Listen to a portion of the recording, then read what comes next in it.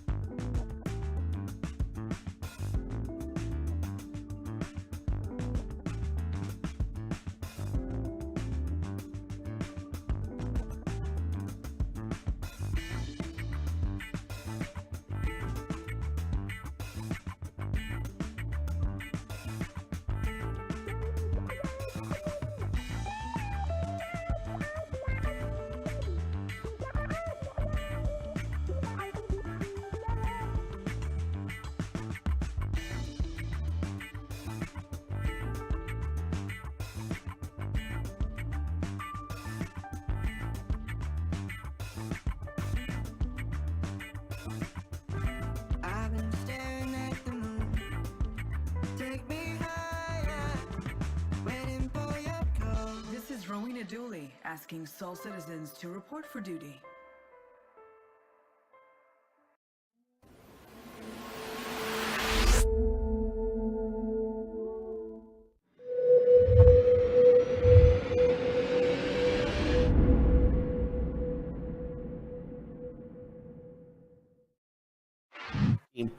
That's what I play it on. I hate using the Xbox app on my computer because it's these guys are obviously not watching the stream.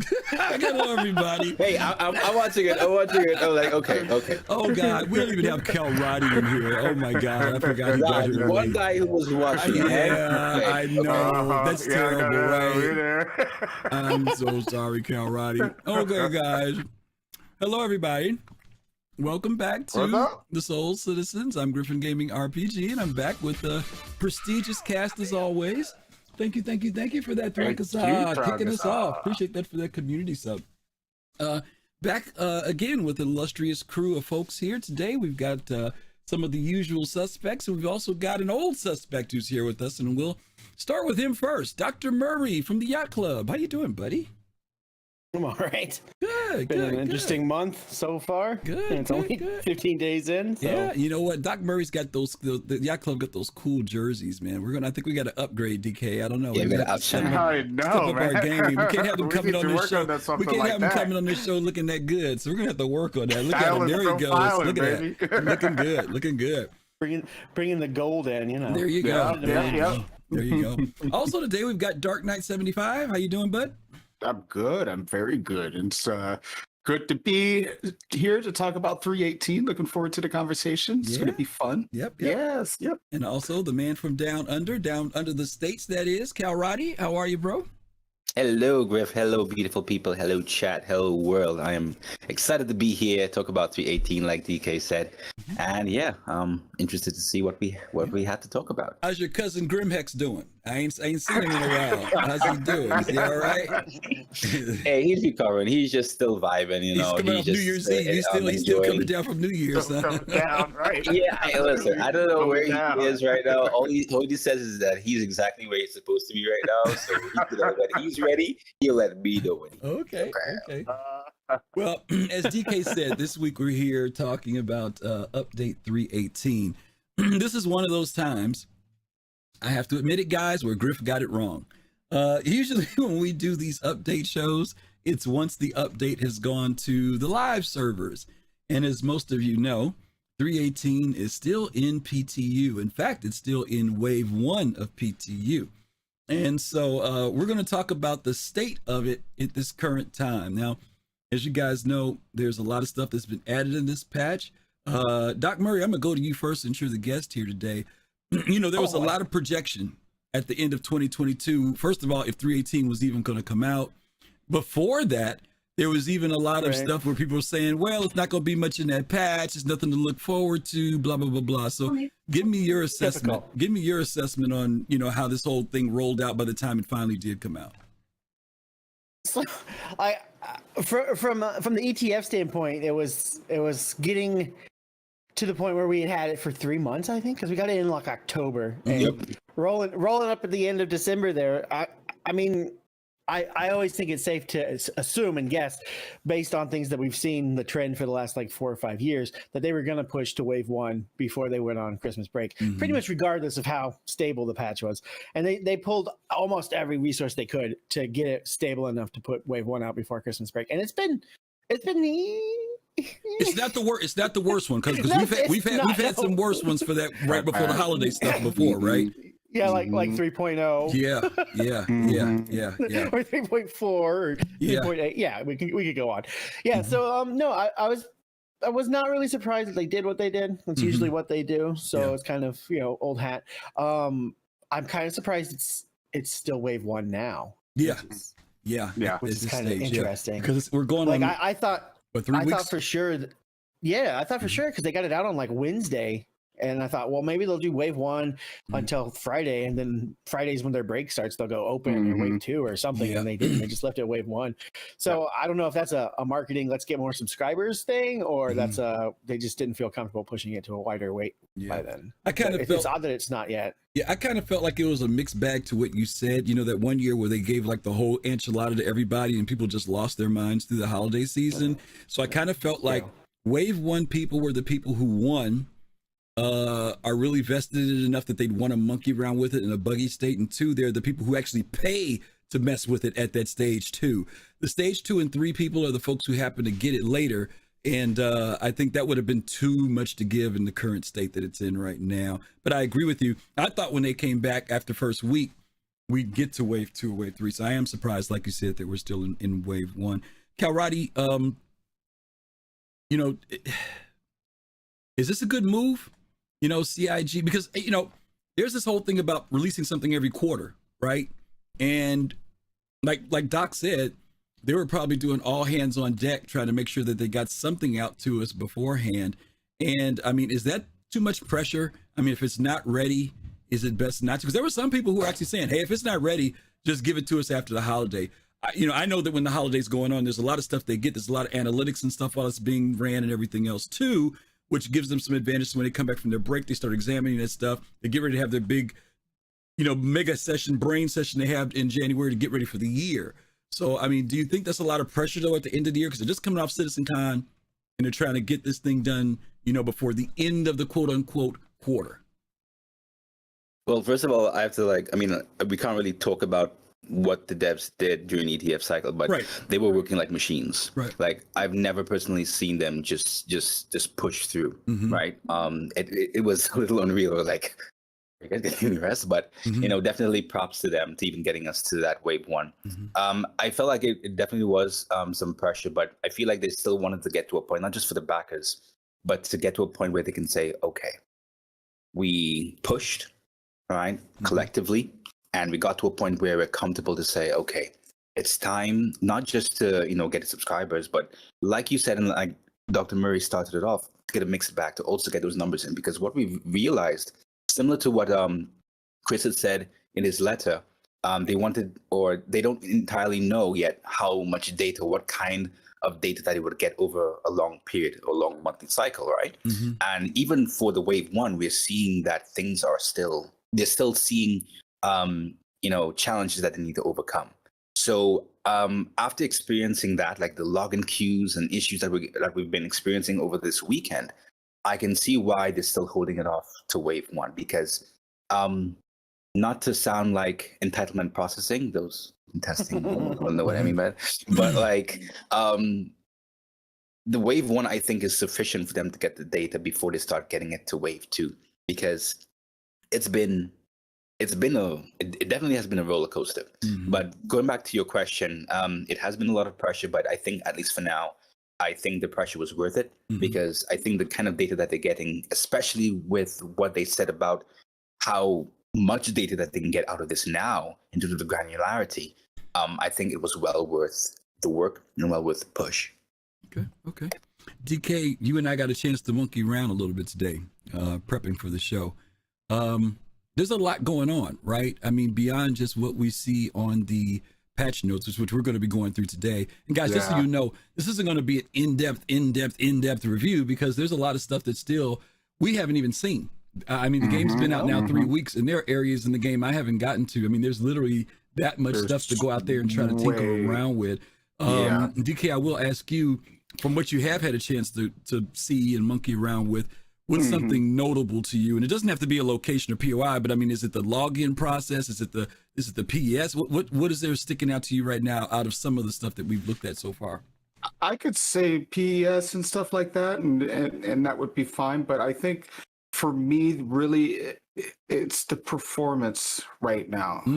Despite the bugs and the crashes and everything else, it does run smooth. We were experiencing today, though. I have this issue, and maybe other people do. So I'll just put it out there and see if anybody can say if they have had it before. But I can go to any location now, and most of the time, even ground landing zones like Orison, and I could get 50 frames, 60 frames a second with clouds on. No problem. I go to Microtech, anywhere in the Microtech vicinity. 10 frames a second, crashes like crazy, and I don't know why. But maybe that's just a PTU thing. I don't know. But maybe you're banned at Microtech or something. Maybe it's the deal. I don't know. I know. But the performance otherwise has been really, really good. And on top of that, it seems like the visuals are improved in many different ways. So I think that's something we can, discuss later. But yeah, please do, because you just stole mine. So now I got to go to Doc Murray now. Doc, now you got to go. Yeah, that's okay. Doc, if there's something in 3.18 for you that stands out, there's the thing that's like you're digging it. What was that thing? I like all the new like game features and the ships and everything that come out like everybody else, but I mean, I'm really like the nerd about the Gen 12 renderer or PEZ or all the river tech being updated, so it's thin enough to allow more than one river on Microtech. Now there's 20 on Microtech and 20 on Hurston, and just finding the rivers and all that is fun. And the Gen 12 renderer is really what's kind of enabled a lot of that, a lot more. Being on screen in game. Yeah. Kalrati, what about you? Any one thing in particular stand out for you that you're digging? Just a result of PS, the additional emergence that I experienced. I experienced something very interesting that I didn't experience before. That was because of persistence, salvaging, and a whole bunch of different things. It was after Xenothreat, and really quickly, it was after Xenothreat. I didn't experience Xenothreat on this particular shard.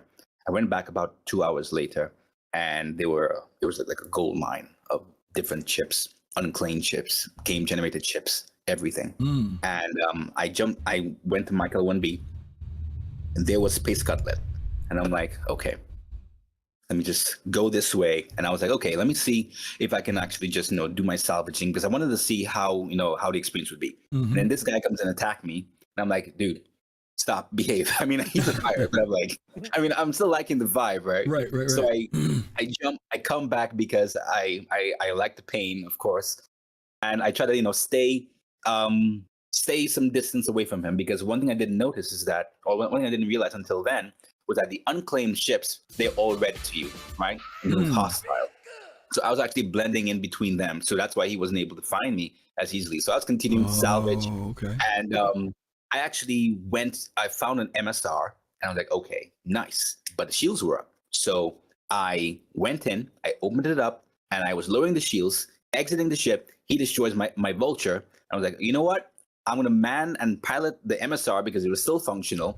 And I see this guy, he's just spinning around because apparently his vulture, he was in the Corsair, was disabled. Okay. And I started to attack him. And apparently, I don't know what happened, but apparently he's still a vulture. And mind you, I just went into salvage. I came out there after just taking 2 SCU of stuff that I never even salvaged, and I got a free MSR.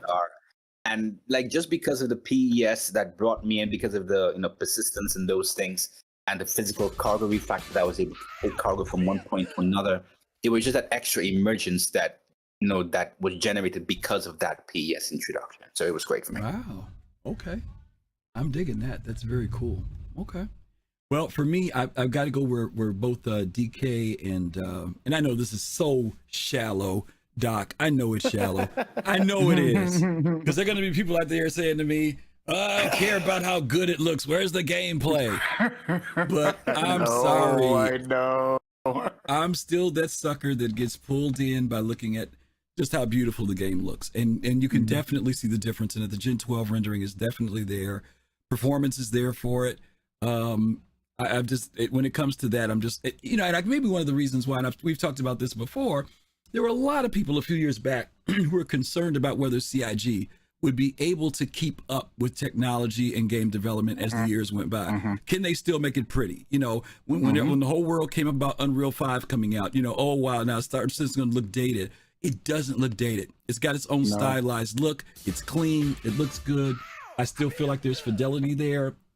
Envoy, Abyssian, General Larson, thank all of you all for those subscriptions. We love you madly. Thank you so much. We appreciate that. So anyway, that's one of the things. But listen, but of course, I was trying to find a picture that I had taken, and I don't know where it is. I'm getting old. I had taken a picture the first day I went in there. Yeah, the first day I went in, because when they first launched it, I was on vacation, and I was in Haiti. I came back. About a week went by, and then I finally said, let me go ahead and jump into it now. Hopefully, there were no patches coming out. I always start at ArcCorp. I get off the elevator, and you guys know at ArcCorp, you come off the elevator, you can turn left or right, and there's a concierge desk there before you exit the building. And as I was approaching the desk, I stopped. I've run past that spot 1,000 times, but I stopped because there was a green bottle sitting on the counter. And I took a screenshot of it. And it was so cool to me. And I posted it later on. I said, progress. If anybody understands it, you'll know what I'm talking about. And the fact is, we could put those bottles down before, but 10 seconds later, poof, they're gone, But somebody had left that bottle on that counter. And I'm so used to, after 1,000 times seeing that counter being blank, and then all of a sudden, there's this green bottle sitting there, right? And that was like my first indicator that, okay, it's here finally. The thing we've been waiting for with PES has finally arrived. After that, I saw about 100 bottles scattered all on the ground. I got mad because all the litter bugs. But anyway, that's neither here nor there. All right, so let's get ready. Yeah, I know. You see bottles everywhere now. People are testing out the persistence, I guess. Yeah. Imagine if you invite a whole bunch of people and they bring their drinks and they just leave it there in your ship. How would you feel about that? I will not be happy. I'm gonna tell everybody I'm gonna charge them a fee, like an Airbnb if they junk up my ship. I think is what I'm gonna do. One. Okay, yeah. Okay. Next time they have to hang out in the airlock, and I might leave it closed. We're gonna check you. All right. Let's start getting into it. 3.18. As I mentioned earlier, usually when we do this review, it's after this has gone live. So for those of you who've been in there and been dealing with the fun and the frustration, you'll know what we're talking about. If you haven't been in, then we'd love to hear what you guys have to say in the chat as well. One of the big things that we knew was coming, and boy, oh boy, has this one been pushed back a zillion times, right, Doc? Is Salvage. No, Salvage came in 2016 or quarter 4 2017, like it said. Yeah. I've been salvaging the whole time. I don't know what you guys have been talking about. Salvage has been here. It's been here, just like the Reclaimer's been here. Yeah. But yeah, salvage and hull scraping. And we did a show back in November about salvaging, and we kind of went into detail about the ships and the mechanics of it. So I'm not going to get into the deep stuff of it. But what I will talk about is if anybody's had the experience of doing it yet. I have. Have any of you guys done either the Vulture or the Reclaimer? Not yet. I still want to. Okay. Yeah, no problem. I haven't yet either. Okay, I did the Vulture. That was the first week I came when I saw the green bottle. I went out, got in the Vulture for about 2 hours. Get in it. Of course, I'm not a big Drake fan, but I'm loving the design of Drake more and more. You get in this ship. It's nice. It's laid out well. There's almost a certain aspect of saying that the ships are starting to even be laid out intuitively. You go through them, right? And you don't feel like you got to try to figure out where things are. It's just once you see where they are, it makes sense, and you go on to the next thing. So Good, Doc. Like the Star Fair where you feel like you need a map on every corridor wall. Just every wall You needs need a map. mini map, and markers, and You are here in this trail lines. clusterfuck. Let me start with you, DK. This time on the Vulture. You've been in the Vulture though, right? No, I have been. What do you think about the design of that particular ship? Because that's a part of this patch too. Yeah, I mean the Venture is a beautiful, beautiful ship. See, You know what? now you can get in the Venture. I'm gonna get everybody. All right, I can get in the Venture. Exactly. That's exactly what I. Obviously everybody looks at it and knows. If you played Eve, you know exactly. But that's beside that. It's a cool little ship. I think overall, the recent Drake ships that have come out, the Corsair, the Cutter, and now the Vulture, they are absolutely awesome. They, like you said, they're intuitively laid out. And I think this all started. We started to see how this was starting to, beginning to progress when we got ships like the Carrack and the MSR, and then going to the 400i and on up. Where they started getting a much better at layouts and things like that. And the space is set up right. It's like the Prospector version, the salvage version of the Prospector, and I think it'll be a nice little moneymaker for somebody getting new into the verse and wants to, do something a little more low key, than mining and going out and trying to salvage and selling and fixing and all that. Who knows? It could be the who am I thinking of? I can't get them off the top of my head, but. Well, kind of like the fuel rats, they could be repair rats, and they can go out and go out and repair people's ships. I'm contractually obligated to possibility. To mention Sigelian right now in his fueling. Very true. Fueling mechanics. Yeah, but it's a cool little ship. I do want to try the salvaging in the ship though. Yeah, I do want to go do that. Yeah. Mm-hmm. One of the things so far for me, the Vulture, I put the ghoulish green skin on and flew it around and took some pictures, and then I was like, all right, I'm gonna go do some salvage, and then it crashed, and I just kind of When I got in it, when I went in, I was go ahead, Doc. I was just saying, after like 17 ETF patches, like sometimes you get to the point where you're like, well, I'm gonna play until it crashes, and then I'll go on to something else. Yeah. The day I took it out, it was working fine. My only problem was whenever I would get out of the seat, instead of letting me get out and go to the back of the cab, it would eject me out that left door. And it didn't bother me. It didn't bother me as much as I was more paranoid that either I would die and lose my cargo, or it would glitch me out. And then I said, I've done all this work and I've got this thing loaded with stuff. I don't want to lose it. So I just went on ahead and took it in the next time I went inside. But it was the salvage, and it's funny to hear what people have to say about salvaging. Doc, you said you haven't had a chance to do it. Kalrati, have you done some of it in salvaging it? Yeah, a lot. And what I would have to say with regard to the Vulture, we've been hearing it from time to time with regard to the whole, is it a single seat experience, or is it supposed to be a single seat experience?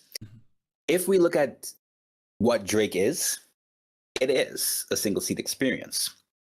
But because it's Drake, there we see I would say the fall-offs, right? It can be because yes, you have to go to the back and you have to move your cargo onto the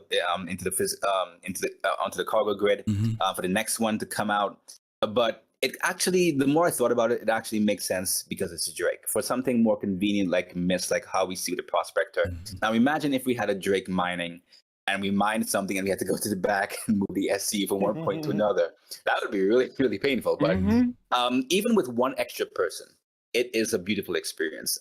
Even with, it being a very small ship, I've actually stayed in the back of a Vulture, and to some, it wouldn't be for everybody. You're just there moving, that thing from one point onto the cargo grid.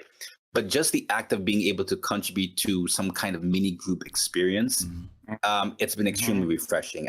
And just scaling that up to the Reclaimer, it's been amazing. For the Reclaimer, I've salvaged. I've also been in salvage processing.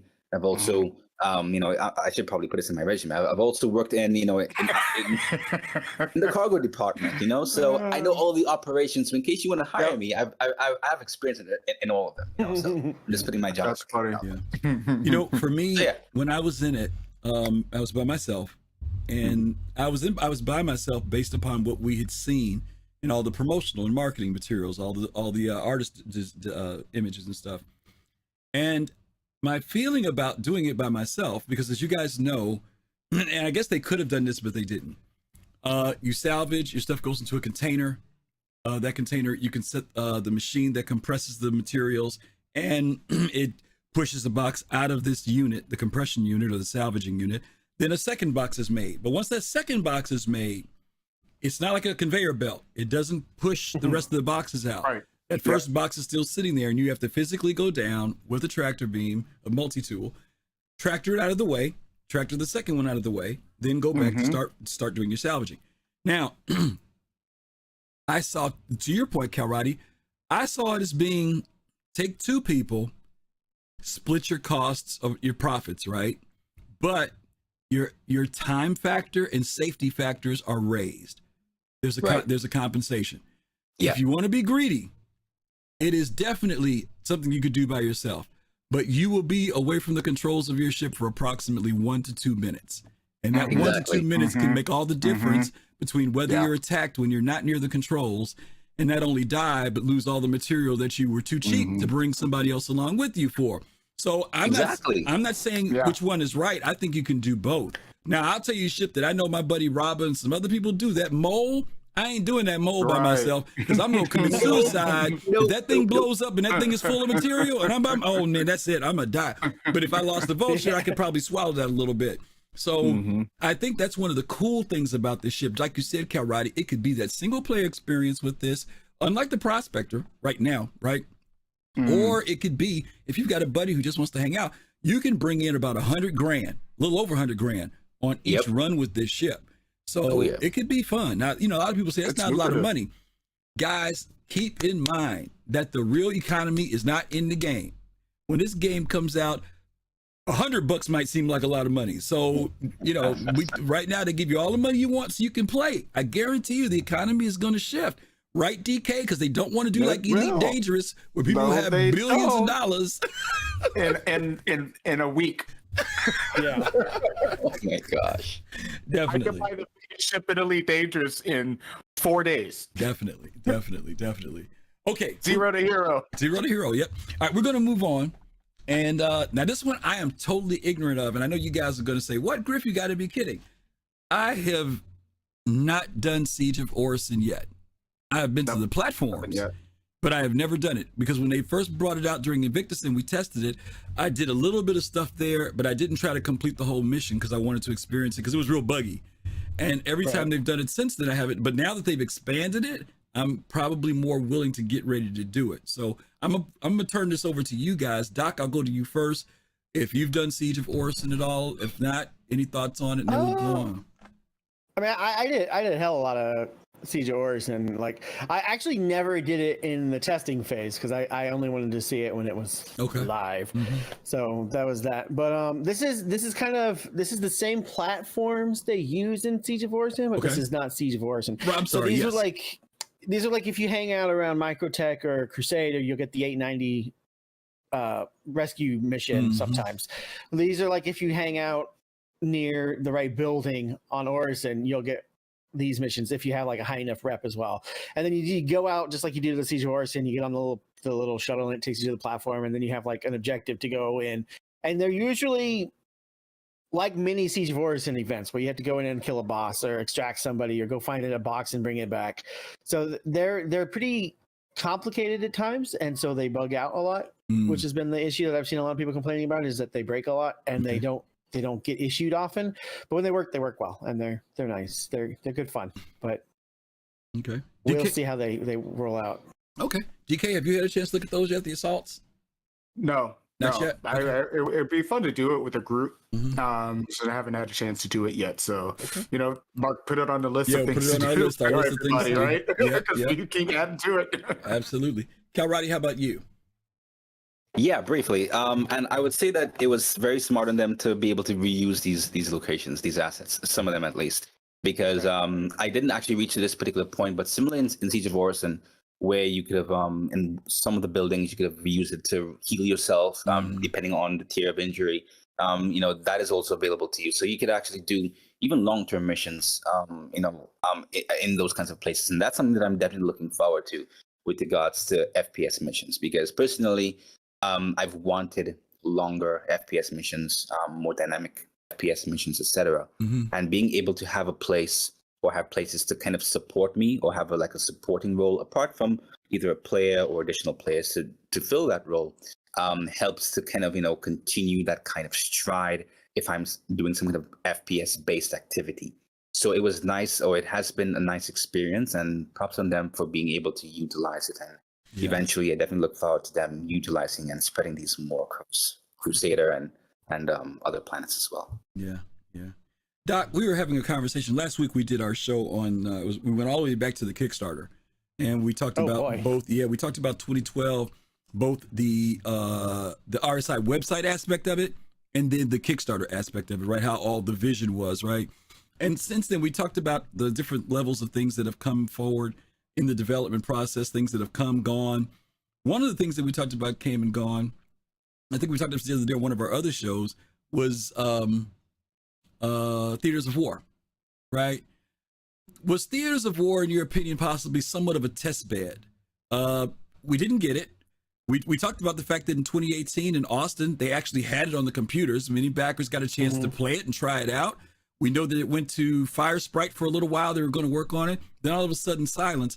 But do you think that there was some elements of that came out of that combat, using multiple vehicles or certain locations that might have been an inspiration for what we're seeing happening here on these platforms and stuff, or even the Siege itself? Directly, 100%. So I don't think many of us know exactly what happened with Theaters of War.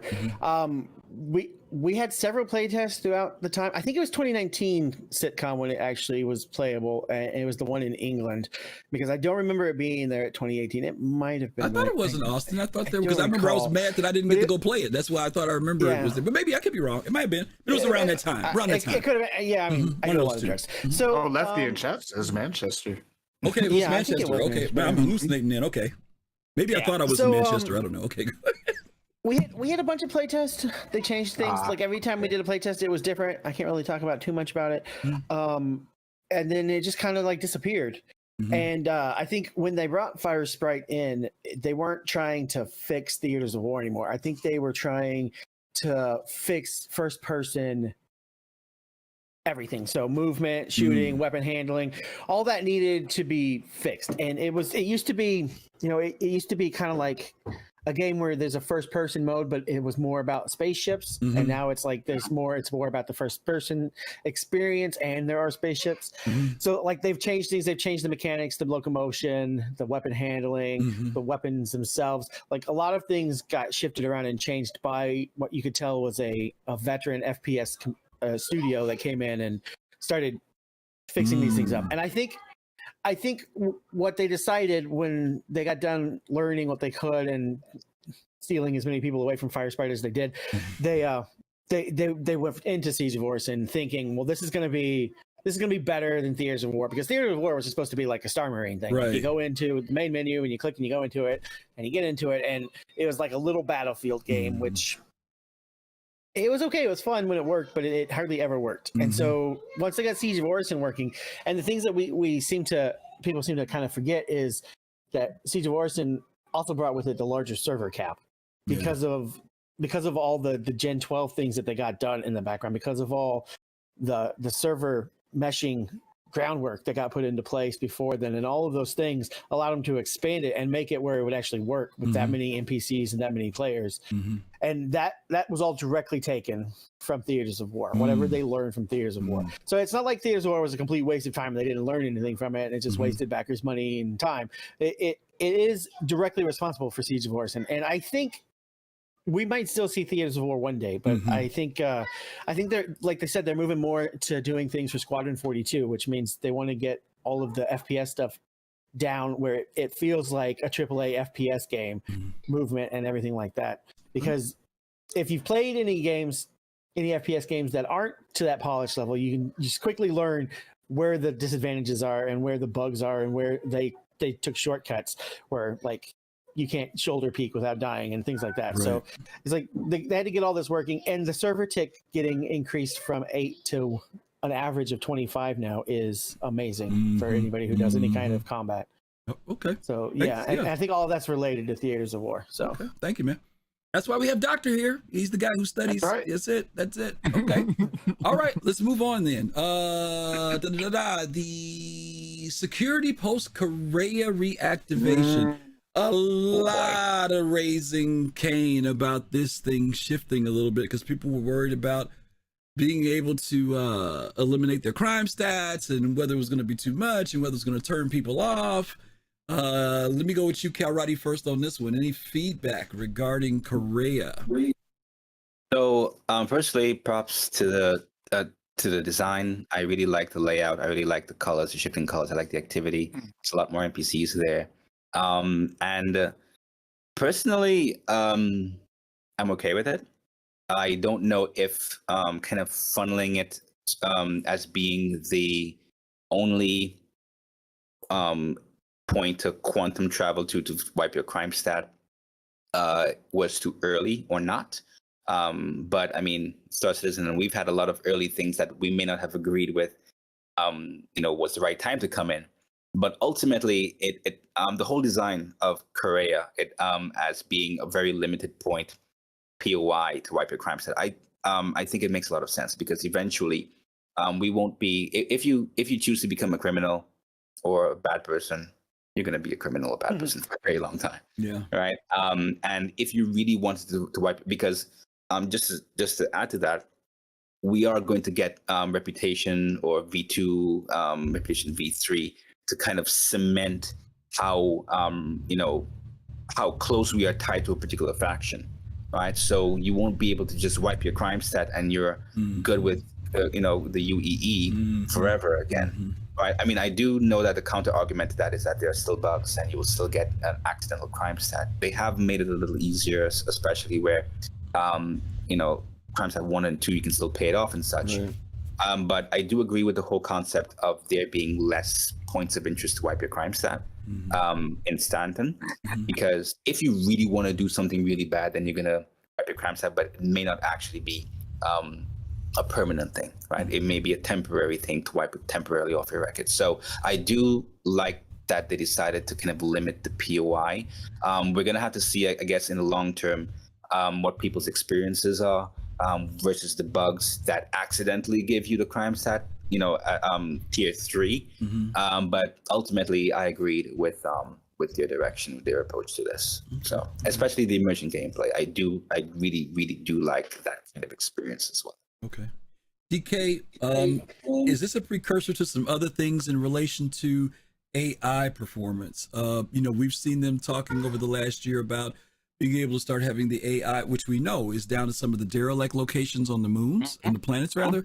But now we've got a station, right? That they've now introduced this AI aspect. How do you feel about that? Because we still have Kovalek Station, which is, the abandoned station there. But they went with Korea, right? Which was also technically, it wasn't abandoned, but you'd have the little spawn guards once in a while. But now they've actually kind of built a whole theme around that. You think this is kind of more tweaking for the whole AI aspects of the game? Absolutely. And I think it's cool that they reinstated Korea. I think it kind of makes sense for Stanton to have Crusaders security forces, pretty much guarding the system in a way, and having that one point of access, like Kalrati said, to wiping your major crime stats. I think it makes sense, in many ways. Is it a precursor to a lot of different absolutely too. I mean, this is like, Dr. Bree talked about test grounds, using Theaters of War and what we see in Siege of Orison. This could be test grounds, for AI operation inside of a location. What are they going to do? We might be seeing them eventually walking around and fixing things or patrolling and doing, different things based on what's happening in the environment or perhaps even in the system. They might make a call out to somebody in the top, somebody's trying to break in, do this, and they start setting up traps for you and stuff like that. I think we saw that in, I don't know if it was ISC or an SCL, where they were showing the AI moving around the different obstacles, and they'd have communications with each other on where doing searches out and seeing, looking for you, actually looking for you.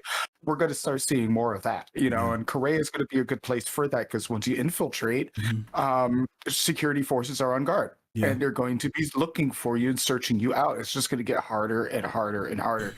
And I love the fact that they're, they're using it as a place to get started. The rivers, they put in one river, and everybody went up in arms. Why only one river? We've got 40 rivers now, but they needed to make sure that one river worked before they put 40 of them in, and then they all break. Yeah. So, Good point. But AI Korea. Okay. Is it a test bed? Absolutely. Okay.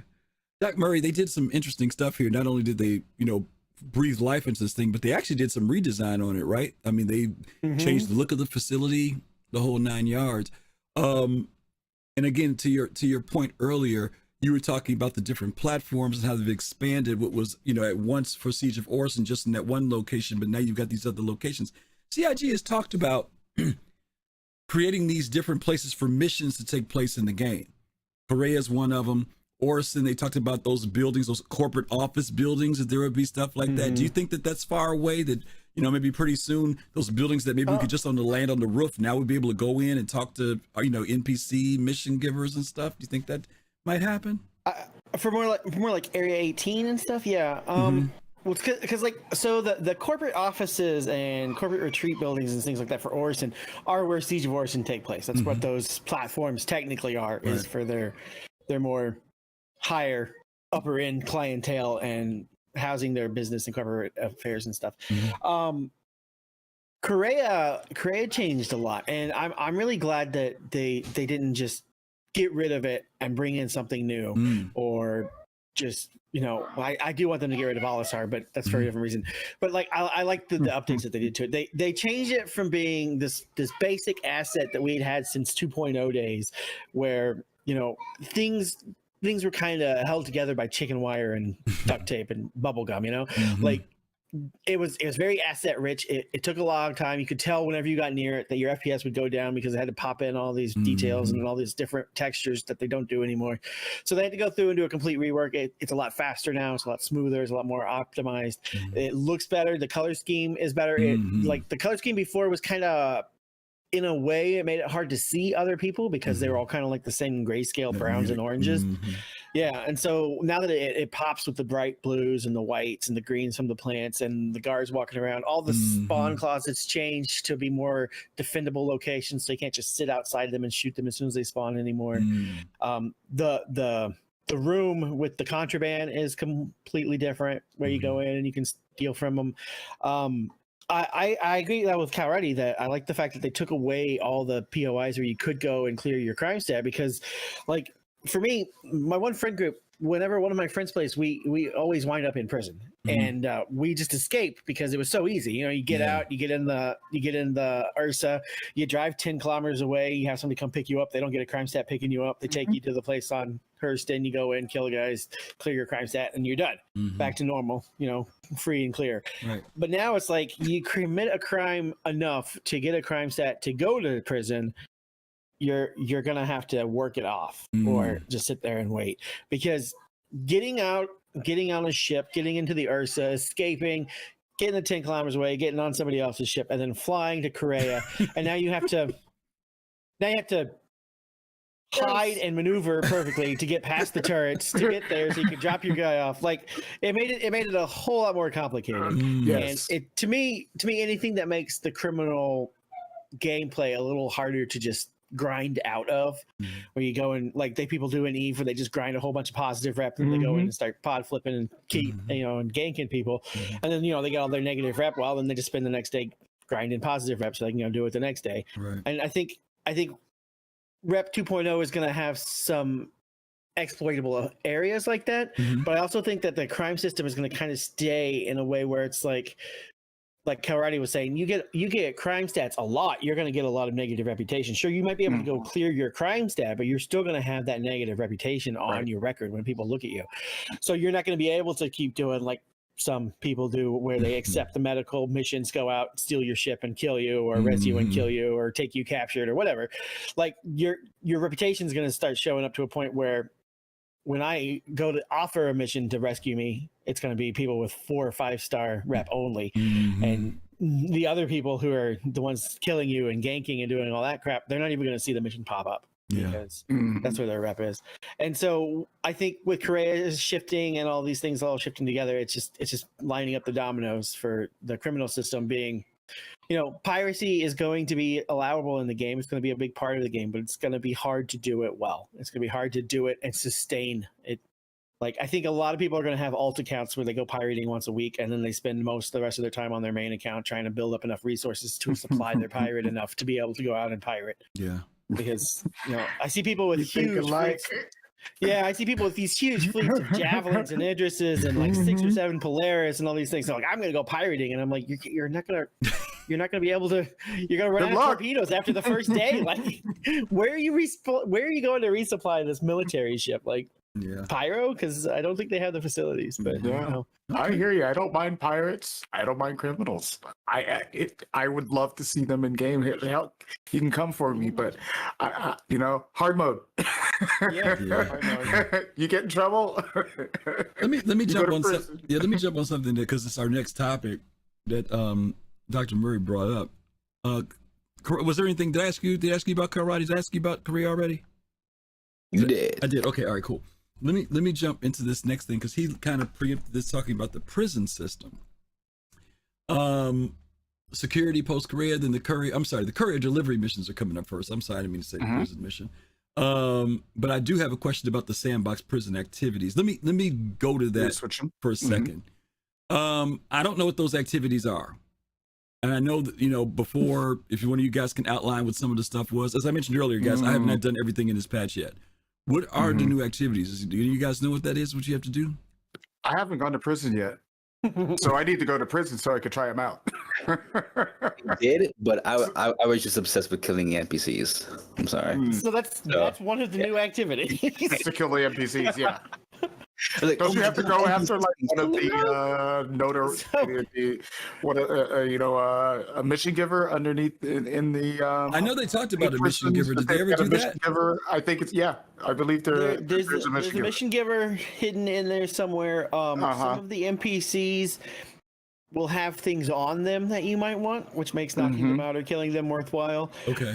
There are shanks and things hidden all over the place now. It became a lot more violent is what happened. Yes. But really? Instead of there just being the go fix the oxygen generator 30 friggin' minute walk from here to get out, like they did a lot of other things where like the NPC mission giver will tell you to take out certain other prisoners. Okay. And I haven't seen him do that for a player prisoner. They're almost always NPC players from what I've experienced. Okay. But it's like you do that and then some dark hat company transfers you some merits and you get less time on your stay and you can get out faster. Okay. So it's very criminal underground, and then there's there's still the white hat, I guess you would call, maintenance missions that you can take to try and clear your crime stat time down. But is there a reputation aspect tied to that? Because that would be really cool if your reputation with the mission giver in the prison gives the opportunity to actually, if you end up going back, you've got some kind of clout. I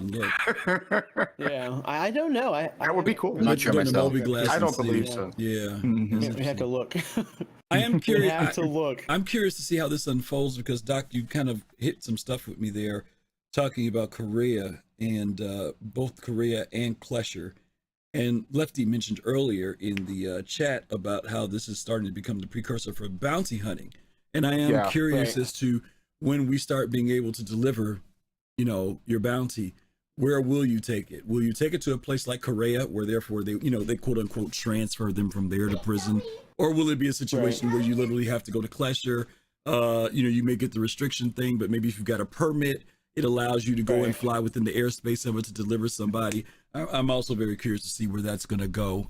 So I haven't been to prison yet. I haven't been a bad boy. Kalrati, nothing you could say about the prison in particular that you know of other than what Doc shared? So from what I can remember, just don't kill an NPC if it's not a mission, because you will get a higher sentence. So don't do that. Stay in there forever. Yeah, as Kalrati had heard. Okay, fair enough. All right, let's go back now to the courier delivery missions then. I know they've done some enhancements there, especially in the areas of pay, is my understanding. You get paid much better now, where before doing those little $3,000 or $6,000 box missions was kind of wearing people out. Any of you guys want to share something in relation to that? Because I have not done the new ones yet. Yeah, I'll start. So I've been, because I this is fun gameplay for me, so that's fine. But yeah, they have increased the payouts a bit, and the missions actually vary in increments of how much you get paid depending on how much you do. So you can do a mission that only one delivery, or you could do a mission that has 2 stops, or you could do a mission that's got 3, 4, or 5, and then the money goes up from there. There's also retrieval missions where you need to go retrieve items, most likely from a outpost or a derelict, and it could be really crazy, because the first mission that I did there, to do the initial, trial out, mission, the first one, they sent me to one of those derelicts. And this was when one of the bugs was happening, that there was an overspawn of NPCs. And so I got down to the surface and I started getting pot shots at. And I'm like, what in the world? This is an introduction, courier mission for a new player to come in and they're starting a ship and probably don't have a weapon. But I look down, I get back into my ship and I get up in the air and I look down and there's like 40 NPCs swarming the area. And I just take my ship and I just try to shoot at each one. And you know how hard it is to shoot in your ship when you're that close. There's no convergence. So you're just trying to get your little guns to hit each and every. And then I get all of these done and I go flying around and I hear, "Hey, I'm gonna kill you, son of a bitch!" La la la. And I'm like, there's still another one. I look around and there's like 20 more. I'm like, come on. Oh wow! But you will get sent to some of these derelicts for a courier delivery mission. So you gotta be ready. Arm up. You don't have. It's not paying enough for you to bring an escort unless you want to do it just to have fun. Okay. But they're cool missions. I made good money out there. Okay. So I think it's the Red Wind ones that have the more gray legal aspects. Gray areas. Yes. Yeah. Yes. Where they ones send you to go clear out derelicts and things like that. It's quite insane at times.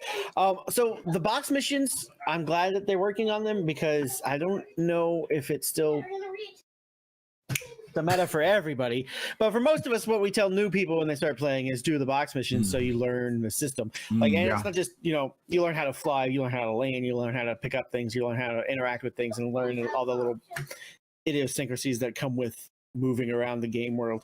And you get to learn where the places are too, so you'll start to understand when someone says, "I need to go to this POI." Well, at the very least, you know which planet it's around. Right. Most of the time, you'll know what moon and even the general vicinity on the moon, so you can go pretty quickly and get there.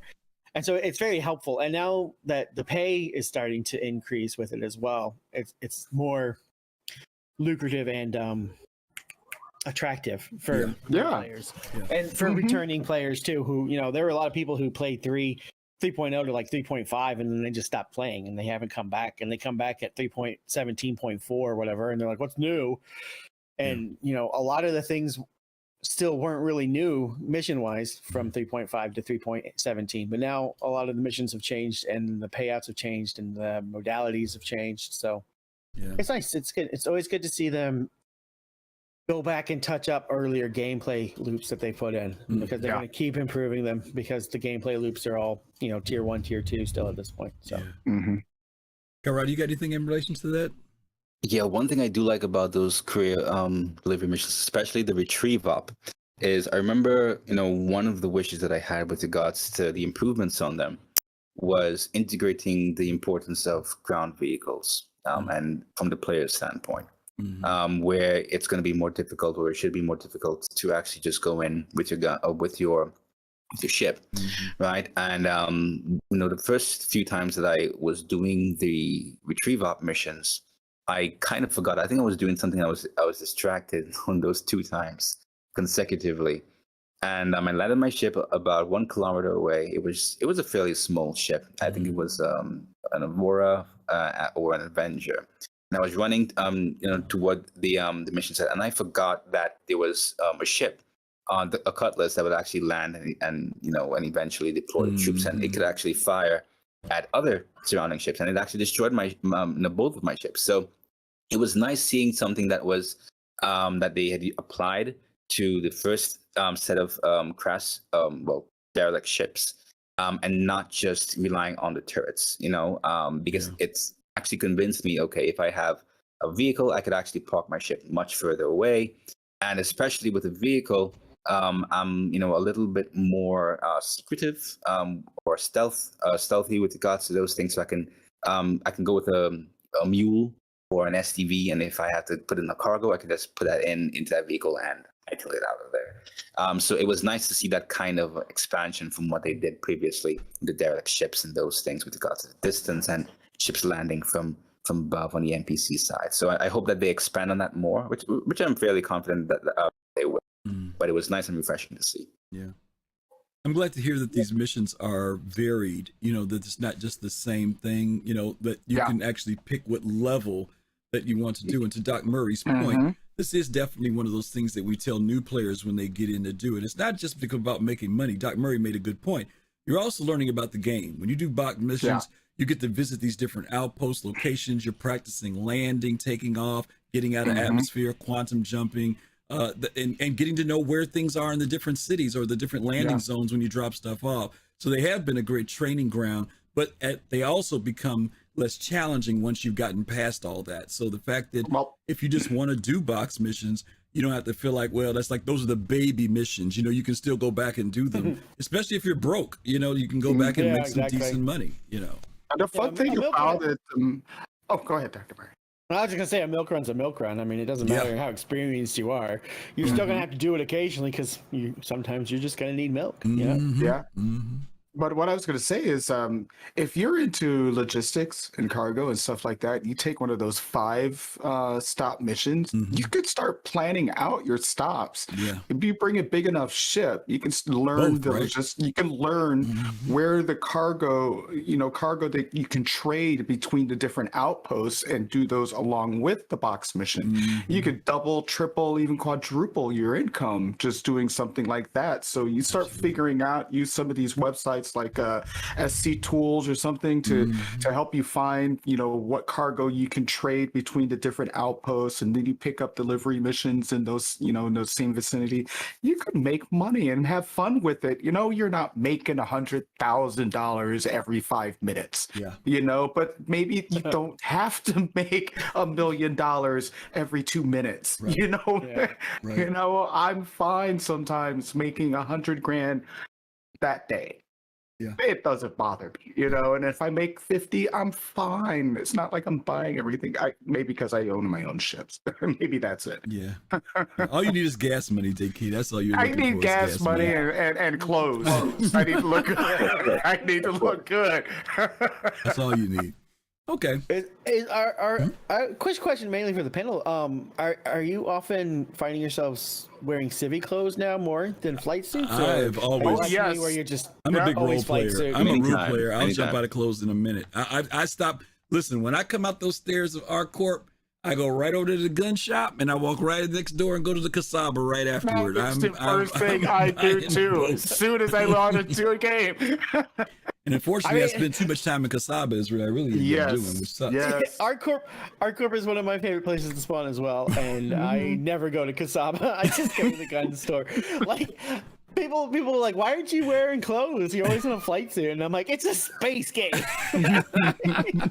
Like half the points of interest have no atmosphere.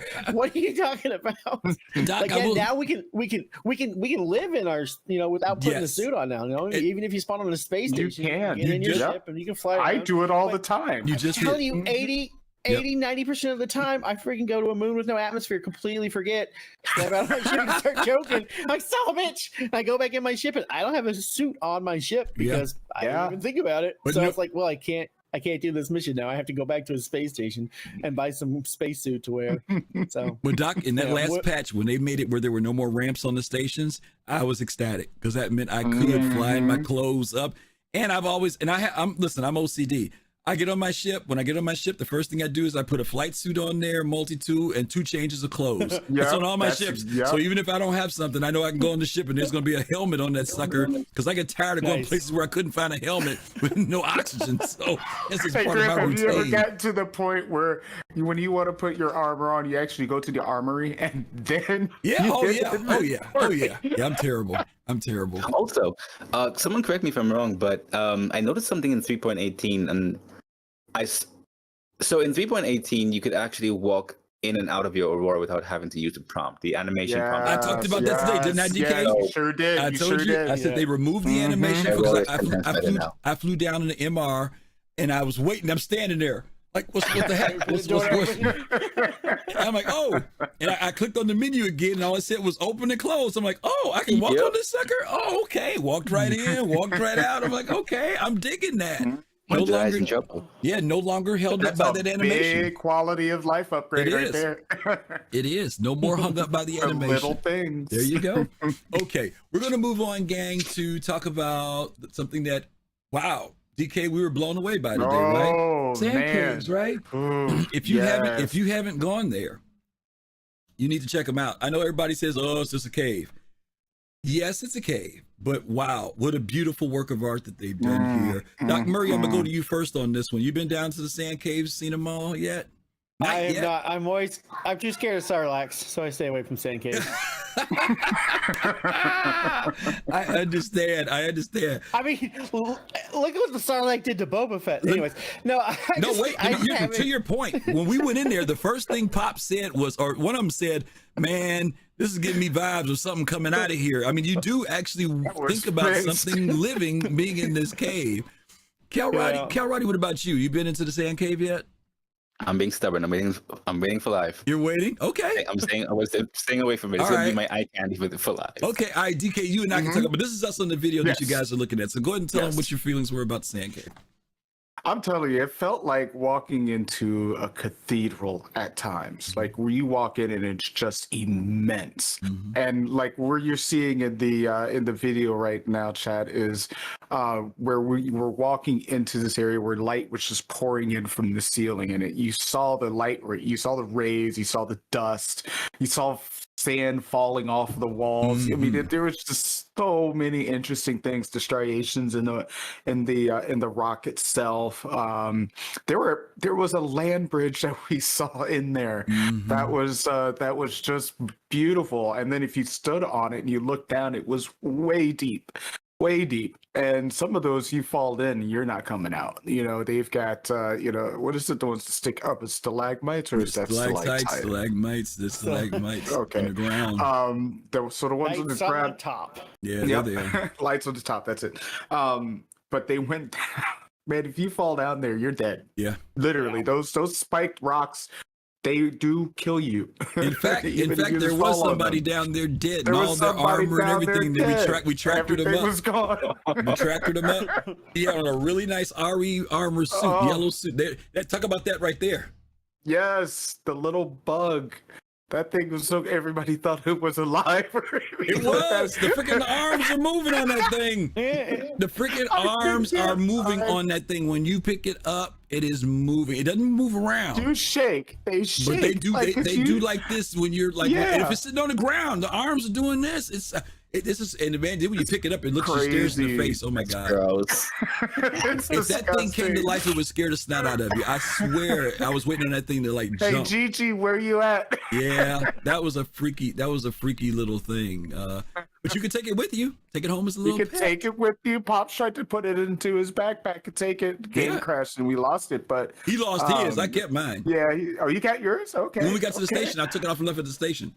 Then Good. when we died, it was that still was there. good. And then Mhm. he is still there. Persistence because he did enough kid. Yep. But no, it was such a cool experience. As soon as you get a chance to get in there, if you haven't had access and you but once it goes into, if you want to wait until live, totally. But if you want to jump in, once it goes to open PTU, go check it out. It's really beautiful. You got to find somebody to help you get there. But once you get there, there'll be like 100 ships waiting for you, and they're all just sitting there because people logged out and their ships is just waiting. Yeah, which is interesting. Yeah, because and this happened to us several. This happened to us several times today, guys. When we talk about that in relation to persistence, several times we arrived at locations, and of course our scanners are picking up ships, and we're thinking, okay, let's be ready. When we get there, and the place is completely, abandoned. There's no people there. 5, 6, 7 ships there. People are evidently, like DK said, they're logging out, or maybe it's a crash. A crash, But there are ships there and nobody's there. When we got here, we figured we went in the cave. It's a POI, probably some Right. people there. There was absolutely nobody there. There were like 6 ships out there, and they were just sitting there. And the good thing about them Nobody being around. there, though, is that they're markers. So when you They're are looking markers, for yeah. it, because believe me, trying to find that hole, don't try to do it at night. That's all I'm going to tell you. You ain't going to find it at nighttime. You're not going to We find waited it. until sunrise until we Yeah, ended up yeah. finding it. Yeah. But what I'll say about this is, and Doc, I'm sure you'd appreciate this being the science person that you are. These environs also lend themselves, as you mentioned, to what type of creatures we may see inside of them. See, when I was in here, I felt spider, versus when I'm in the caves, I feel more boreal stalker. You know what I mean? It'll be interesting to see if they start developing the type of fauna is also in relation to the type of cave, sand or whatever it is, underwater caves, whatever the case may be. But you can see how these are ultimately going to be scary places. It's not going to be the humans you're worried about running into or the NPCs, but there may be something more terrifying than that, depending on where you are. And I hope they do that in the game. I really do. I hope so. I hope they do Damn. that, something like Doc said, something coming from under that sand on you and you're not expecting it and cut you off. It comes up between you and your other people and you're cut off. Oh man, that's going to be amazing. I can't wait to see it. So, So check out the sand caves, guys. Really, really very Definitely. beautiful. TIG, we got to give it to you. The design is beautiful on them. They feel real. Traversing them is real good. It doesn't feel awkward. It was even nice not having that little yellow strip that you find in the other caves to help you find your way out. You actually look. You look and figure it out how to get around in it. It is. It's more intuitive. Again, it's just done well. The design layout is done well on it. So kudos to them for that one. Okay. All right. The Daymar crash site. We didn't get to go there. No, and I don't know if we there's missed out. anything unique about that one. Is there something unique about that particular crash site? I'm going to ask Doc or Kalrati because I know me and DK haven't been there. It's the MSR. Oh, that's where the MSR is. Okay. Yeah. Okay. It's got the really heavily weathered and like weathered, rusted, whatever. It's been exposed to the elements for a while. Right. It's really cool. It's something that I wish we could put that skin on our regular MSR instead. That texture pack of it looked like it's all just kind of rusted out. It's been sitting there for decades, or who knows how long. And yeah, it looks really neat. It's an MSR though, so we got to go through like a billion doors. But yeah, I think there was. nice. There's go ahead, Cal. No, finish. I was saying the 600i, I believe, is on Microtech. I haven't found it yet, so I mean, I know where it is. I just haven't gone there. Yeah. So I was gonna add to that and say that surprisingly, I think both are on Daymar because I the think first so. crash site, while you found the MSR, I found the 600i, and that one was that when I entered, it was like a whole new world. Like that cave experience, it was like, Hey, because thanks for the subscription. I actually had to save somebody, and I didn't know that they were there. I was just okay. Why don't I have a POI to go there? So I had to literally, you know, how you would sometimes just quantum spline and cut your engines or turn off and let this thing fly down. And it's only when it was at nighttime too, so I didn't know where I was going to. Right. So it's only when I landed. Dark is dark. Yeah. And it's only when I landed, I was like, okay, I kept going, I kept going. And it's a good thing I wasn't running, because I just hit a point where if I kept running, I would just fall off and die, because you had to go down and scale down. And it was a really cool experience. I had to make my way, you know, down this path and scale back up. And there he was. I had to, you know, revive them because they were downed. And it was a really nice experience. The only reason why I didn't actually traverse there frequently is because sometime between a few patches ago and before, in Wave 1, there was like, you know, you would sometimes just randomly die because of the terrain, just randomly. So I think, I'm not sure if it's fixed now as of 3.18.0 W, but I think it's a really cool experience just looking at that. There are definitely NPCs there, so you definitely have to watch out, but it's a really cool experience. Okay. All right.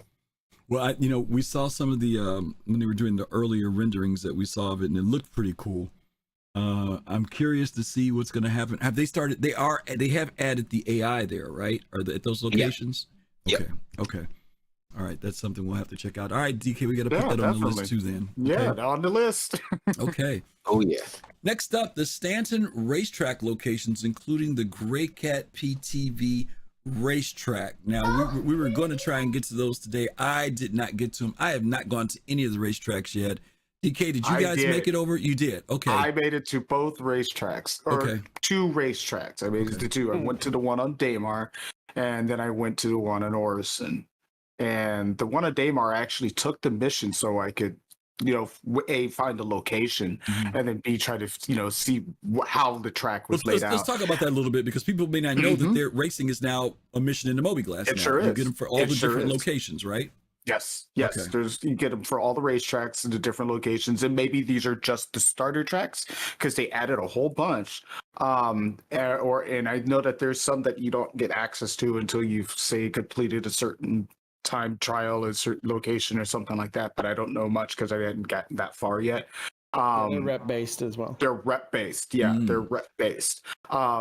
But they, you know, they do pay out. Some of those you have to put in, you know, to do the race before they start paying out. I think it was like 400 AUEC. It was so cheap.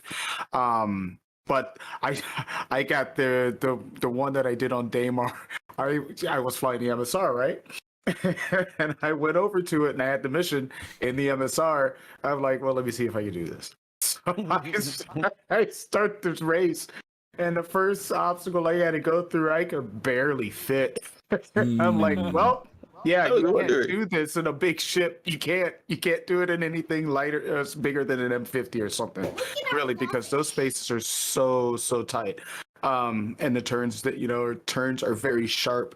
And I was just drifting everywhere, but it was cool to see those locations and how detailed they are and how difficult they are. So it really is going to give a challenge to racers out there for some of these tracks, and I'm looking forward to see what the other ones kind of look like. But the Great Cat PTV, I could go on that one if you want. Yeah, you can talk about it. Go ahead. Give us a quick one on that. That was fun. That was a whole lot of fun. Okay. Yeah, I got there was nobody there. I was waiting on Pops and Fist, but we had server issues. But so I got there and nobody was around, but there were buggies everywhere. Upside down, blown up, or tires in the middle of the racetrack. It was just hilarious. I grabbed one and I tried to race around, and I went around a corner too fast. Ended up upside down, couldn't get out. And if you flip over and your motor is on, you will just go into this infinite spiral spin that you can't get out of until you shut off your motor. So you have to make sure you shut that down before you try to crawl out of your upside down PTV. but it is so much fun. And if you get the one thing that I hope that they figure out, because I don't know if they can though, But if you flip over and obviously you can't get your buggy upright, 'cause for some reason the upright thing didn't work, and you're stuck on the track, you got to walk all the way back, and that's not fun. Because I couldn't find a way to hop. It's a lot longer than you think it is, and you can't jump over the railing. So you have to walk all the way back, Oh, wow. and it is just crazy. Wow. So that did happen a couple times. They had to put those soft barriers up so you couldn't fly off the track as much as you were. Yeah, the first few iterations of it, like if you were going full speed on some of the straights, then going into turns you didn't brake enough, you would just right off the track. Get launched. Just nothing to be done. You were just gone. So yeah. They really should allow us to vault the railing, Shade. Absolutely. Yeah. I mean, it's some way, or maybe it's some kind of a walking bridge, that goes over the track, or that you can access from any. I don't know, but you're gonna need a friend to come pick you up in their PTV. I mean, at least it's got a second seat, right? Yeah. Kalrati, what do you think? I about was really. Oh, go ahead, Doc. Go ahead, Doc. I was just really hoping for the PTV rework. I was hoping that they would have it ready for this, but not so much. Yeah. Let me ask you a question. Do you think that rework is going to balance the vehicle out more so that it minimizes that type of stuff from happening? Maybe more stability, a little bit more stability, maybe? I hope so, because those PTVs were never designed to be doing racing. You know what I mean? So I'm just curious. I mean, they were designed to be jumping around in obstacle courses. Yeah, that was in your hangar or that ramp. I mean, that was another thing. Okay, Kalrati, what about you? You've been in the new racetrack? Yeah, I well, with regards to the race courses, I definitely have to say props to them. I've tried out the Grim Hex one. I've tried out the one of them in Microtech. I tried Snake Pit with the racetrack improvements, and the one in Daymar. And I would have to say I especially enjoyed the one at Microtech and Daymar. But it feels like such a challenge at night too, because I remember I was trying one of them at night in Microtech. I think, was it Microtech or was it one of the moons? I can't remember. And I literally had to keep pinging so I'll see where I'm going. And I was like, oh my God. And I'm there just trying to hit my record, beat my record while pinging. And I'm like, oh my God, because it just felt that kind of adrenaline rush. And it was so enjoyable. And I cannot wait until we see more events with other players, possibly with AI. But even now, I think it's such a wonderful improvement. And yeah, I definitely props to CIG for putting this in, because this is just an example. For instance, in the subsequent patch, they're going to be putting these, or at least some of these, into Arena Commander. And just briefly touching on what Dr. Murray said with regards to Tau, or an aspect or an inspiration of it. Seeing as how we have the Siege of Orison experience right now in the PU, that doesn't mean that they can't integrate that into Arena Commander or something like that can actually kind of mirror the whole Tau experience, similar to what they're going to be doing with the racetracks in Arena Commander. So, but jumping back to the race, the racing experience, I love it. Simply awesome. Yeah. Yeah. They even did very well with the time trials and how it works. Like different the checkpoints and the notifications you get, and it's really, really cool. I don't know, Kalrati, maybe you can answer this, or Dr. Murray, if there's your time is compared against the fastest time, does that show in the bar above the checkpoint meter, or is it just based on your time, not on everyone's time that has actually done the track? I would be interested, because it is reputation based, right? Yeah. I wonder I think for now it's personal, because at least maybe it's because I was testing too early. But at least from my experience, it was personal. I'm not sure if anyone in the chat also, Dr. Murray. Yeah, maybe like a leaderboard. Yeah. If there's I know something like that would be cool. Way back when they had like a sneak peek, like some years ago, where they had like a dragonfly and a leaderboard for the sneak peak, and everyone was excited. I think that was a 3.0 sneak peek, and it didn't really come yet. So. It was the scramble races in like 3.7. Yeah, 3.8. Scramble races came in 2. Like one of those. And then left in like 3.7 or 3. Yeah. And that's when I joined the game, was 3.7. Oh. Darn. Yeah. So they had a Oh, lot of this man. stuff ready from the scramble races that they did before, so it wasn't too bad. The stopwatch that goes on the HUD is when it works. It's nice. I was thinking it was gonna go backwards like the friggin' compass though. I figured it would just like start at 99999 and work its way down because that just seems to be the way they do things. Like, well, you know, we count time from 1 million down to 0. All right, well, we're gonna have to check out the racetracks. I was trying to get there today. I crashed right before we got there. DK was able to get there, so I'm glad you got it. At least one of the four of us got to see it. Right. One of the four of us got to see it. Okay. I barely got there too. Yeah. Okay. Next up, Dr. Murray touched on this earlier, and I think DK did too. New Rivers. We did get a chance to do that today. We flew over to Microtech. And as you guys know, our first initial river was placed there, and now they've expanded that even further. And by the way, guys, safety tip of the day: avoid looking for rivers at night. Oh, please don't. Avoid looking for them at night. But we, the time was we were trying to get ready for the show today. We had to go when we could go. And we did find it. Fist was able to find it, and we got first one, there. he found it pretty well too. Yep, he did. He struggled a little bit. He had to do some cross-referencing between two content creators, but we finally found it, and it was great. It was we spent a little time there. Fortunately, the sun was beginning to rise right when we got there, and so we were able to see it.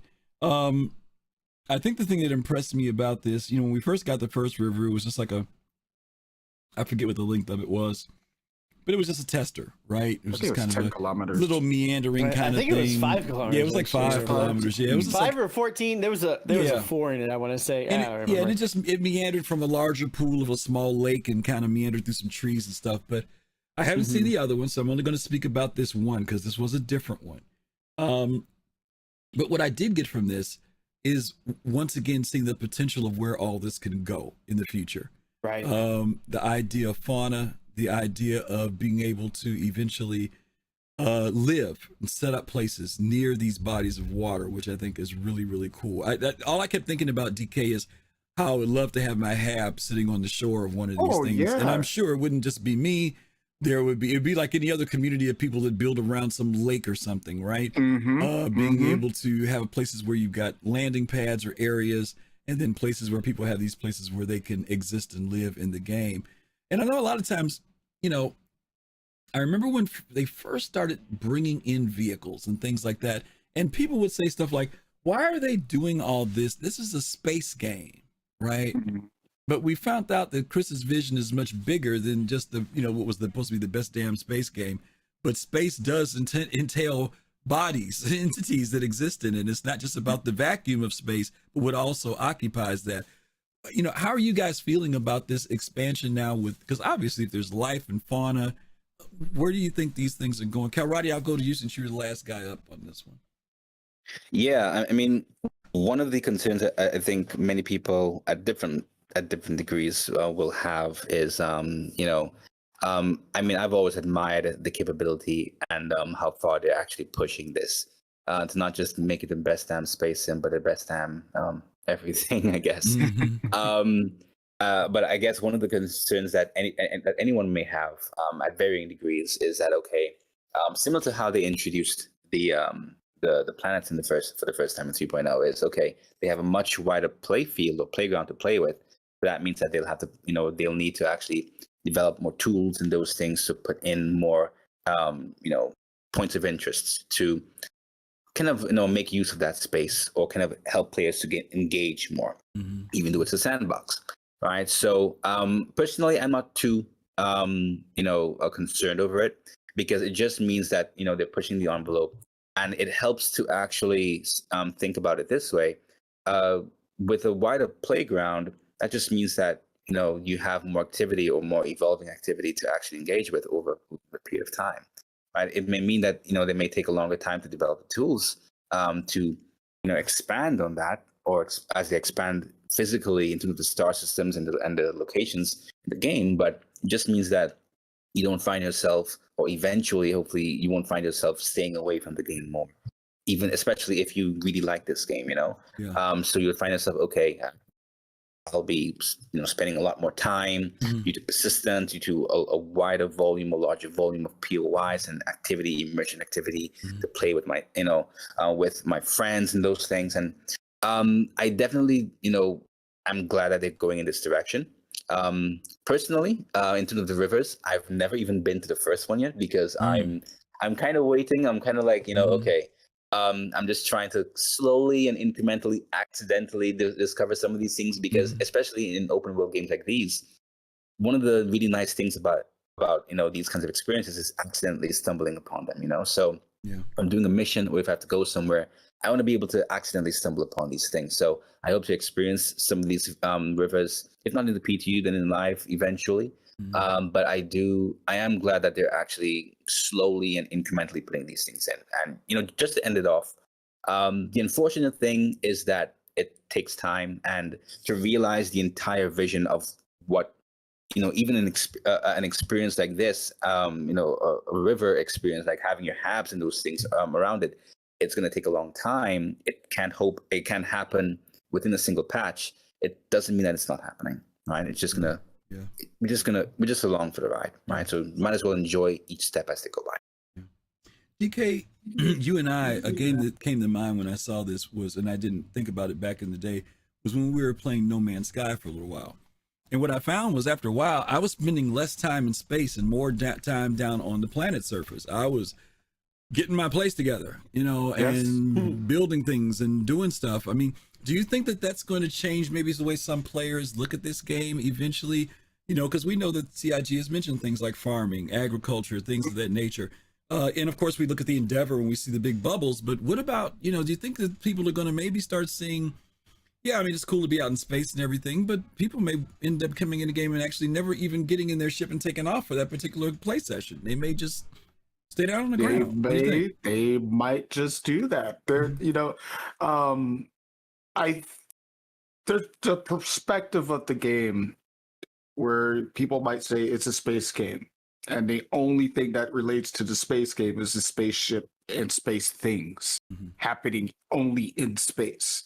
But I see the vision here being more of, it's the full universe. Not only is just the space is the part of it, but we are living in a spacefaring society or universe where we have access to these different planets that we can go to in our ships, but our ships are not the game itself. It's the living experience that is part of the game. And I think people are going to start to see that being a part of it and not having to always be the ship. Maybe I can farm or do something on land, or maybe I can, Sanford and Son is what I was mentioning before, and someone had mentioned it in chat, that you could have your own little outposts and sell junk, or something like that. Isn't it Fist's dream to be a repairman? That's right. He wants to be the tow truck. The tow truck. Yeah, repo man. Wants to be the repo man. Repo man. Yeah. So I think that's part of it, and really, like JJ in chat mentioned this. He's Elite Dangerous. Kalrati, just like you said, I love Elite. I loved it.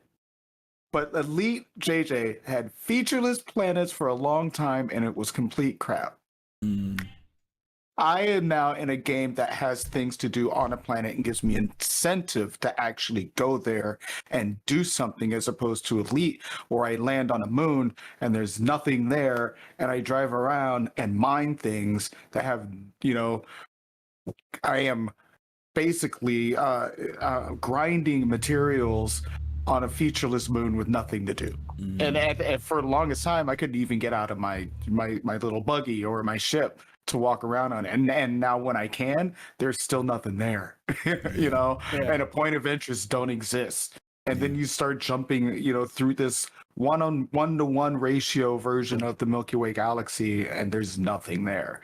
I'd rather have this where there are occupied moons and things like that, where it's not just me jumping from system to system to system, and finding that to be fun, but going down to a river and hanging out and who knows what we might find down there, or set up camp, and do some exploring. Yeah, because they showed us the camping equipment recently, right? There was the bed and everything, right? There's all this stuff that's coming, right? I mean, we have COTS already. We've had COTS since 2013. That's true. Doc Murray, let me ask you a question. I'm hitting you for the science stuff here because everybody knows what a river is, but I want to tap your brain a little bit here.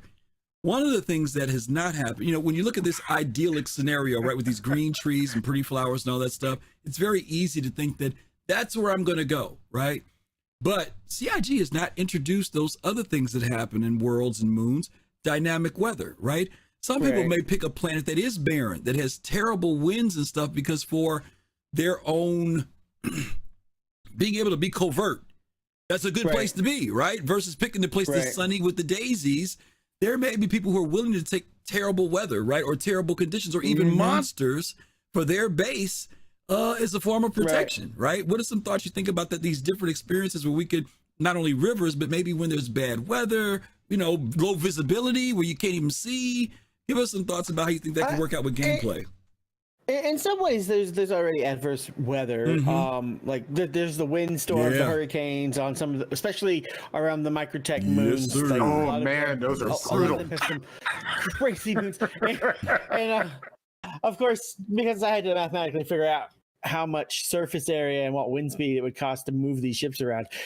When you look at it, it's like 95 to 120 mile per hour winds are enough to move pretty much every ship in the game, regardless of how much mass they have, because of how much surface area they throw out and all those things.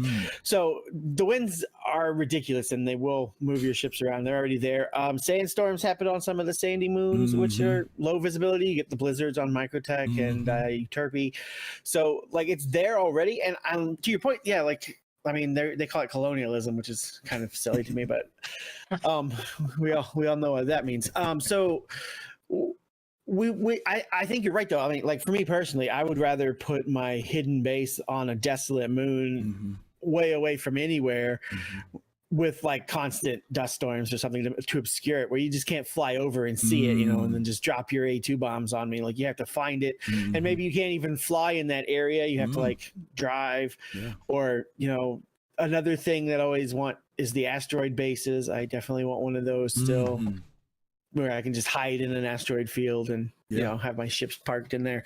But yeah, like there are plenty of people who, me included, who are like, when Goss comes out, we want to build by the beach or something, Oh yeah. If we're capable of doing that, all these beautiful resort worlds and things, like definitely. And the moons with rivers, or even like the rivers on Hurston and Microtech, they're very verdant areas of these planets, and these planets have some really interesting environments on them, like the snow areas and stuff. And like Hurston just has some desolate areas, and then there's just areas with junk pile all over the place, and it's all polluted, and you can just get that feeling of being in Detroit looking at the river. So yeah, I mean, I think we'll see people building by rivers. I agree. We'll see people building hidden places in bad locations as well. And I just hope it starts coming soon. And like you were saying, though, we call this, my kid calls it the space game, and it's more like a shorthand that we're saying, because it's more of a science fiction game than anything. And like Elite Dangerous is a science fiction game, but it's more of a space game. And they've tried to add on other things as it's gone to make it more terrestrial, where you can do things like that. But I mean, when it came out, it was it was just space. Like there was no way to go to planets. You would just go scan, move around. There's nothing. Yeah. And so as more features get added, and like I compare Star Citizen more with like No Man's Sky at this point, where the multiplayer aspects of No Man's Sky were kind of garbage for a long time. They're starting to make them a bit better, where it's actually kind of fun to play with your friends, and it's getting there. And it's very sci-fi as well, and it's got that more cartoony look with the procedural generation and things, and so it plays better to some ways, but then it's not nearly as in depth as Star Citizen. Like when you fly your ship in No Man's Sky, it's holding your hand the whole time. Like it's really hard to crash into the ground, and in Star Citizen, it's really hard to stay from crashing into the ground sometimes. Like you come in and you don't realize that your ship weighs 100 tons, and your thrusters can only move it up and down in VTOL mode, and your reclaimer just plummets into the ground. like I've seen it happen so many times, and like playing No Man's Sky, you just see people kind of like flying directly at the ground, and then their ship just automatically levels off and lands. And I'll give you a hard. There's not the player skill. I'll give you a hard mode though. You can add mods on there that will make it exponentially harder. But there's one thing about the weather. Is if you really want brutal storms, play No Man's Sky. Oh God, yeah. Let me talk about that. That's true. Let me talk about that. Some of the extreme weather events. Yeah. Mm-hmm. Okay, we're almost. But I mean, go ahead. I think we do a lot of silly classification in the Star Citizen community where we call things like the space game, or we call things like just random things, and it's like, well, you know, it's all shorthand though, because you know the community is pretty old, and by the time you get a community 10, 15 years old like this, there's going to be all kinds of shorthand that people who are just coming into it are not going to know what we're talking about, and it's funny when you see them in game and people are just like listing off all these things like they're doing, and people are like, what the hell are you talking about? I can't even get to my ship. Like, I don't even know where the spaceport is. I'm stuck on this planet. Like, there's no tram. I can't leave Area 18. That's right. Right. Okay. All right. Listen, we're almost here to wrap it up. Let's hit the additional derelict outpost. Now, I unfortunately, I haven't been to any of the new stuff. I haven't seen the new Jump Town. I have not been to any of the 600i, the MSR, and I haven't been to any of the other outposts. I went to one on Microtech, just one. So if any of you guys have any information about those other derelict outposts, please feel free. Because I know they put a bunch of different looking stuff in there now, supposedly, right? There's all sorts of different places. I mean, some of the ones that I went to, on my introductory cargo or delivery box mission, as a beginner that I went to, it had just like the little different areas, or it's similar to like the ones that we find, I think for the Reclaimer one, and a few others that there's the tower and things like that, and sometimes, but I think there's more parts of stuff strewn around, which was I found interesting, like ship parts just sitting there, exploded cutlasses from from maybe a previous session that somebody had with a NPC, or it might just be NPC stuff just sitting around. Maybe it's just NPC ships just destroyed that you could walk through and loot. Okay. I'm sure if you had a big enough tractor beam, you could probably steal the engine and take it with you. And some of them, they just start bouncing, how the trolleys do in a hangar when they all stick together and they start randomly just jumping around, doing crazy stuff. The same kind of thing that happens there, but they were really cool. They were really cool. And they're there's just, it's an outpost. Yeah, they vary in many different ways because it's an outpost. Yeah, it's the one I went to was, like you said, it was a broken room with towers and had different ramps and stuff, and you could climb. And there was a couple of NPCs I think that we killed there that were there, but there was a little bit of loot. It was worth venturing around and seeing if there was something laying around. You know what I mean? But that was all we were there for. Doc, anything about the outpost and your stick out to you so far, or just same thing pretty much? They're pretty similar to what they were. More is better. Just keep adding them. And like we were saying, you see them during delivery missions and recovery missions, and sometimes there will be go clear out this derelict outpost missions as well. Okay. Yeah. Definitely one thing that we neglected to mention earlier when we were talking about making sure people do the delivery missions when they start is getting to the point now where we need to remind them to be armed. Yes. At least a pistol. A lot of the time you walk up on one of those and all you've got your arc light, which might be one of the most overpowerful guns in the game, but versus 20 or 30y NPCs who or 40 or 50, who go from doing absolutely nothing to like laser beaming you in the face. It's a little tricky. Okay, Kalrati, anything in relation to those derelict outposts? Yeah, I see that they've also started to implement more of those puzzle like those puzzle objects. I remember in the ISC you were seeing signs where you had to like drag a box and those things, and I was in I noticed that. And you actually, to get out, you had to drag the box close to where you entered from, because you couldn't jump out. You out, and you had to drag the box and actually use it to kind of jump over, and it's definitely a nice addition, and I'm quite confident that they're going to improve upon it.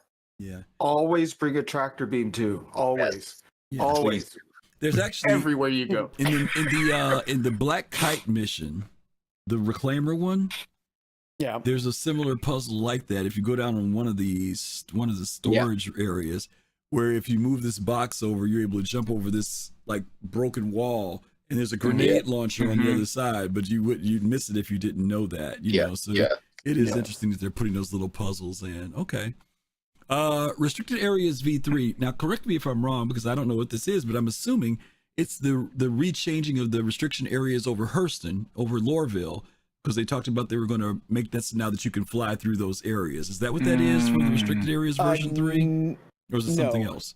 Okay. No. Okay, so restricted areas version 3, basically, so we'll use Klesher because everybody knows Klesher.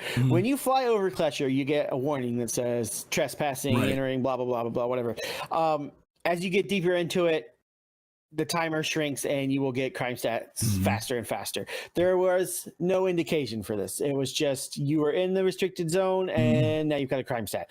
So version 3, what version 3 does is it adds an arrow pointing you out of the restricted area. So when you come in, you'll see an area which tells you how to get out. It'll be a little timer on there to tell you when you're going to receive a crime stat for being in it, and the severity and all that. So it's more quality of life improvements, trying to make it where people aren't, because a lot of people fairly were being blindsided by these things where, you know, you're doing, like Kalrati's doing an underground bunker and he dies and he sends out a medical beacon and I show up to rescue him. Well, if I don't accept the mission that he has, if he doesn't share it to me, the bunker is going to blow me up. Right. And it's going to be restricted area. So I'm going to go in and get a crime stat just to go try and heal him. And half the time he's already alive anyways, waiting for me. And he just kills me because he's a turd. Because that's what Kalrati does. No, but you know, that's what it is. It's just trying to make it better for those of us who are flying around. When we see the restricted area, it lets us know how to get out faster. It keeps us from getting those unintentional crime stats, because it came with. I just remember Joran saying the most when they were talking about reactivating Korea was it's going to make it harder for people who get the unintentional crime stats to get rid of their crime stats.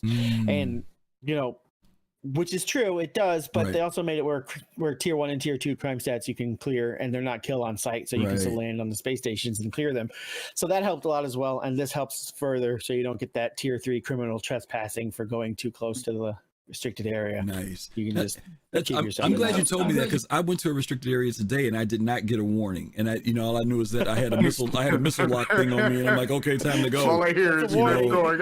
So that was my version 3, I guess, of the missile lock thing. But okay, that's the warning. Is the missile. Yeah, that answers that then. In addition to that, actually, yeah. When you do the illegal bunker mission, you have a timer to leave. You cannot stay indefinitely anymore. Oh, that's right. That's right. You have about 4 or 5 minutes to leave, so you can loot your stuff, get out. Oh, okay. That's good. There's a gold map, though, Doug? Yeah, I know. That's a good point. Good point. You're gonna be out there looting. You're gonna get a crime stat as soon as you get. That is a good point. Okay, I don't have these on the screen, guys, so kind of bear with me. I'm just going to read some of these off. These are in relation to gameplay. Now they're on bed logout is now blocked if you're in a landing area. That was something that happened today, DK, when we were out there. If you were in a landing area, you couldn't log out in there. I think. Well, it was a locked ship. So Fisk could not log out in my ship, nor could he log out in Pop's ship. I thought one of you guys was at one of those bases. I thought one of you guys were at one of the. You know what? No, or you know what happened was. What had happened was. What had happened I was in the air trying to get out, and I was having issues with my cursor. The cursor wasn't showing up, and I could not select any planet or moon or anything because there's no cursor, and I couldn't see where I was on the star map. So Griff and I were just like, why don't I just bedlog? Okay, I'll just bedlog. So I'm sitting out in space. I thought I was in space. So I'm he's sitting out in space. And I'm like, okay, so I get out of my seat. And now, granted, I did shut off the engines. Get out of my seat, and I go to the back, and I lay down, and it says, ship must be landed to bedlog, or to log out. And I'm like, huh? I'm like, why can't I bedlog? I'm in space. There should be a reason for me to be able to bedlog. Why is this not working? And so I tried a couple more times. I'm like, oh, this isn't working. Let me go and try to, see if I can't get a lock on it again. And I get back in the seat, and then I look down, And I'm like, oh, because I'm falling out of atmosphere. That's why. So I'm falling to the ground. Hey, guess what? We got a good test of soft death. Yes, we did. Yes, we did. Get down to the bottom. I got down to the surface. I bounce around. I'm flipping and falling all over. I'm waiting for the ship to explode. I'm just waiting. I'm like, there's sparks everywhere. I'm just waiting. And then it just stopped. And I'm upside down. I'm like, I'm still alive. Ship's disabled. I'm upside down. Let me get out and see if I could actually get out of the ship, and I actually did get out. It right-sided me up as soon as I walked out of the ship, which was great. I didn't fall through the planet.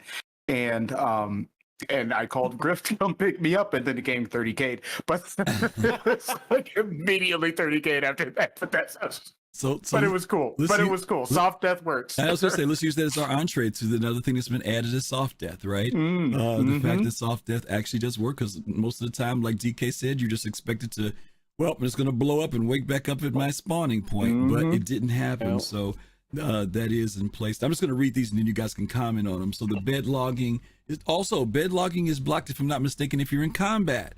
Somebody cannot jump into their bed to try to escape if they're in combat. There's a great video. It wasn't Avenger 1. It may have been Avenger 1.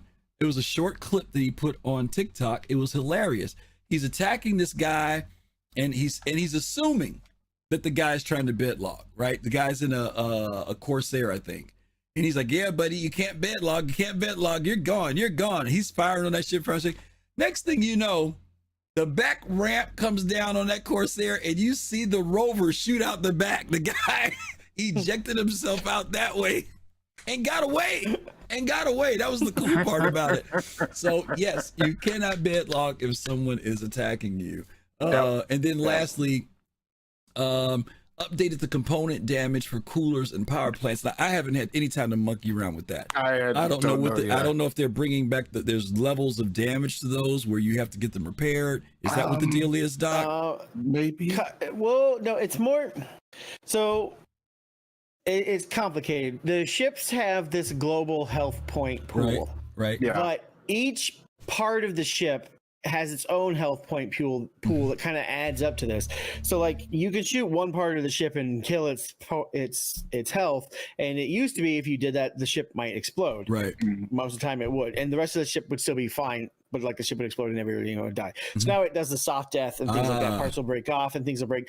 But what they did is each component has its own hit points, and those hit points are attacked directly by the distortion weapons. So distortion weapons attack the components' hit points, and when they take them down to a certain point, then they go to 0, gotcha. and they turn off. And I think it's 5 minutes that they're off for. Yep, now, 5 minutes when you power them down. Yeah. So once those get broken, you've got 5 minutes before you can do anything. So it's get ready for borders kind of situation. Get ready for them to try to come on your ship. All of this really just pushes right up against repair. Like we're seeing all this, and like the soft death and all that is still kind of like a permanent death. Like you have to go and reclaim your ship once if you live and you're able to get to a new space to get a new one or whatever, and they don't kill you or whatever. So you still have to go and reclaim it to get it. But at some point we'll be able to repair our ships. So we'll be able to repair the components, or we'll have to have spare components on board to replace them if they get completely destroyed, where like they come on the ship and blow up your gravity generator or whatever. You're going to have to fix that, or you're just going to be in microgravity the whole time. So that is coming. Okay. This year, I hope. I wouldn't count on it though. Okay. But once repair, like we are very much butted up against repair right now, where there are a lot of systems coming online that repair are going to be needed, so we can continuation from where we are. But right now, it's still just another kind of death. Basically, it's just a soft death, like we say. The ship doesn't explode and kill everybody, and you lose all your cargo and everything, but you can't fix it from that point. It doesn't repair after 5 minutes and take back off. Now, if somebody comes up and uses distortion cannons and shuts your ship down, and then comes on, takes your cargo and leaves you alive and leave, then in 5 minutes after you get shut down, your ship will power back up and you'll be able to continue on your way. Okay. So it's almost there. But okay. And the repair tool attachment, the repair part of the salvage tool is just hull scraping in reverse. It doesn't fix anything that's broken thus far. So if you puts the lose a skin wing, back it's on. gone. You can't put the wing back on with the repair. Right. Just does the skin and that's it. That's It just all does you the get skin. out Yeah. of it. It just erases the phalluses that people are drawing on your ship. By the way, remember I spawned my ship and my ship was Oh, salvaged yeah. when I spawned it. Yeah. Now, granted, I had just recopied my account and I spawned that ship for the first time and it was already pre-salvaged. Yeah, somebody else. NPCs, man. Yeah, it already had. NPCs. Yeah, it had. NPCs. It was like somebody drew on that bad fella. Let me double back real quick too, because I'm glad you said that, Dr. Murray, about salvage. There were two things that we neglected to mention. One of them is that in the Vulture they did add the very first idea of crafting, where you can craft a multi-tool inside of the Vulture, which is very exciting. But if you forget your multi-tool, but mind you do have to salvage enough material to make it. But once you have that material, you can make a tool. The second thing that I want to talk about is the Reclaimer. If you have not had a chance to do the Reclaimer, I would definitely tell you to do it. Especially if you want to do salvaging. It's not a one-man operation or one-person operation. I would say you probably need to you could do it with 4 people, but to be extremely efficient, you want to have about maybe 6 people with you. You need a pilot. There are 2 operator locations for the lasers. And then there's working downstairs in the cargo area as the boxes come out. There are 2 chutes on the ship, and that material will come fairly quickly. So one person can do it, but if 2 people are down there, they can keep each other company. And you may want to have a 6th person who's operating in your turret just for protection. But it's a great multiplay. If you want to find multiplay in the game now, the mole was one of our first steps of that. But listen, I'm telling you, the Reclaimer, definitely everybody's doing something. So if you want to check that out, do it. It's a lot of fun. You make a decent amount of money. I think some of our guys went out and did it. They made 1.5, 1.4 million on their one run. And they had a great time. That was the thing. They had a great time while they were doing it. Now, for some people, salvaging is not much different than mining. It's the most boring thing in the world. If that's not your thing, no problem. But we do want you to know, if you want to get a really good multiplayer experience, definitely take a look at doing the Reclaimer. The last thing I want to hit on, you guys can comment on any of these that you want to, because I'm going to wrap up in a minute, is the core tech. And these are the things that are behind the scenes. They're not the Flash, but they are the things that make the Flash happen. Physics optimizations, server performance improvements, further Gen 12 optimizations. Kalrati, I'll go to you on this one first. Any of those in particular that stand out to you or that you've seen in the game? Yeah, sure. So I definitely have to touch on the server performance improvements, particularly with regards to being able to actually spawn a lot more ships than just 3, especially across the entire standing system. That I think is definitely a testament, if not a direct one, but an indirect one, to the improvements that they've made to be able to actually do that. So I'm glad, especially when it comes to spawning them for good base activity. Definitely glad for that. Yeah. Doc Murray, you got anything out of those 3 for you? I still obsessed with Gen 12. I know a lot of people think that just because Gen 12 came online, they should see a huge FPS bonus and boost. But if you're already rocking a powerful system, you're not going to see much from just the Gen 12 renderer coming online. All they're doing is turning off the old renderer, their old rendering API, and they created their new one, which is going to be better and able to interface with Vulkan. When Vulkan comes online and is completely set up, then we should see an FPS boost. But the biggest thing we see with Gen 12 right now is the server FPS increase. And the server FPS was locked at 8 FPS since before 0.1. Like it's been 6 to 8 FPS the whole time. They talked about improving it. I think in 3.17 they pushed it up to 12 to 16 or something. And now in 3.18 with display info all 3 on, you can see it sits at 30 on fresh servers. Once a server's been old and has 100 people on it, it drops down to 25 to 20 range, which for an MMO FPS MMO is pretty great still. For FPS game in general, it's kind of crap, like for combat goes, but it's far improved. It's 3 times better most of the time than it usually was. Yeah. And it's amazing when it works like Yeah. that. So that's where we see all the improvements from Gen 12 really coming online right now, is the server tick rate, which, and a lot of people may not know, but the server tick rate is going to influence things like ship to ship desync, player to player desync, those situations where you come in and land in the hangar and then your ship kind of pops somewhere else. That's not going to happen as much, if at all. Like it's all working much better. And the old bug that we all were very familiar with, when you would have 4 or 5 people on your ship and you would quantum travel, sometimes it would clone your ship because the server's the server's tick rate was out of sync with you. And so, you know, Griffin would be 500,000 kilometers away from us in a copy of the MSR that we're all flying. Like, what's going on? Like, he has no idea what's going on. We're all laid in the I'm still here.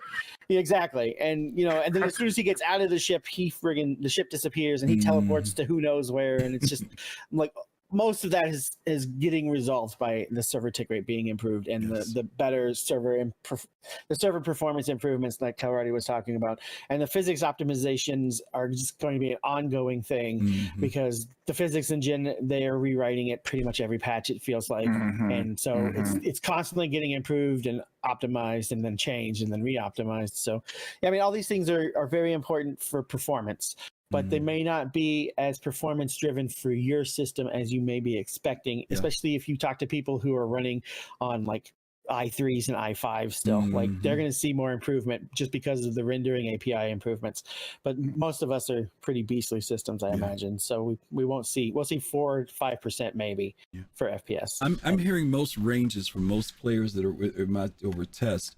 People range anywhere from 30 to 70 frames averaging, you know, and I mean, it's decent for an unoptimized game, for all the stuff that's going on.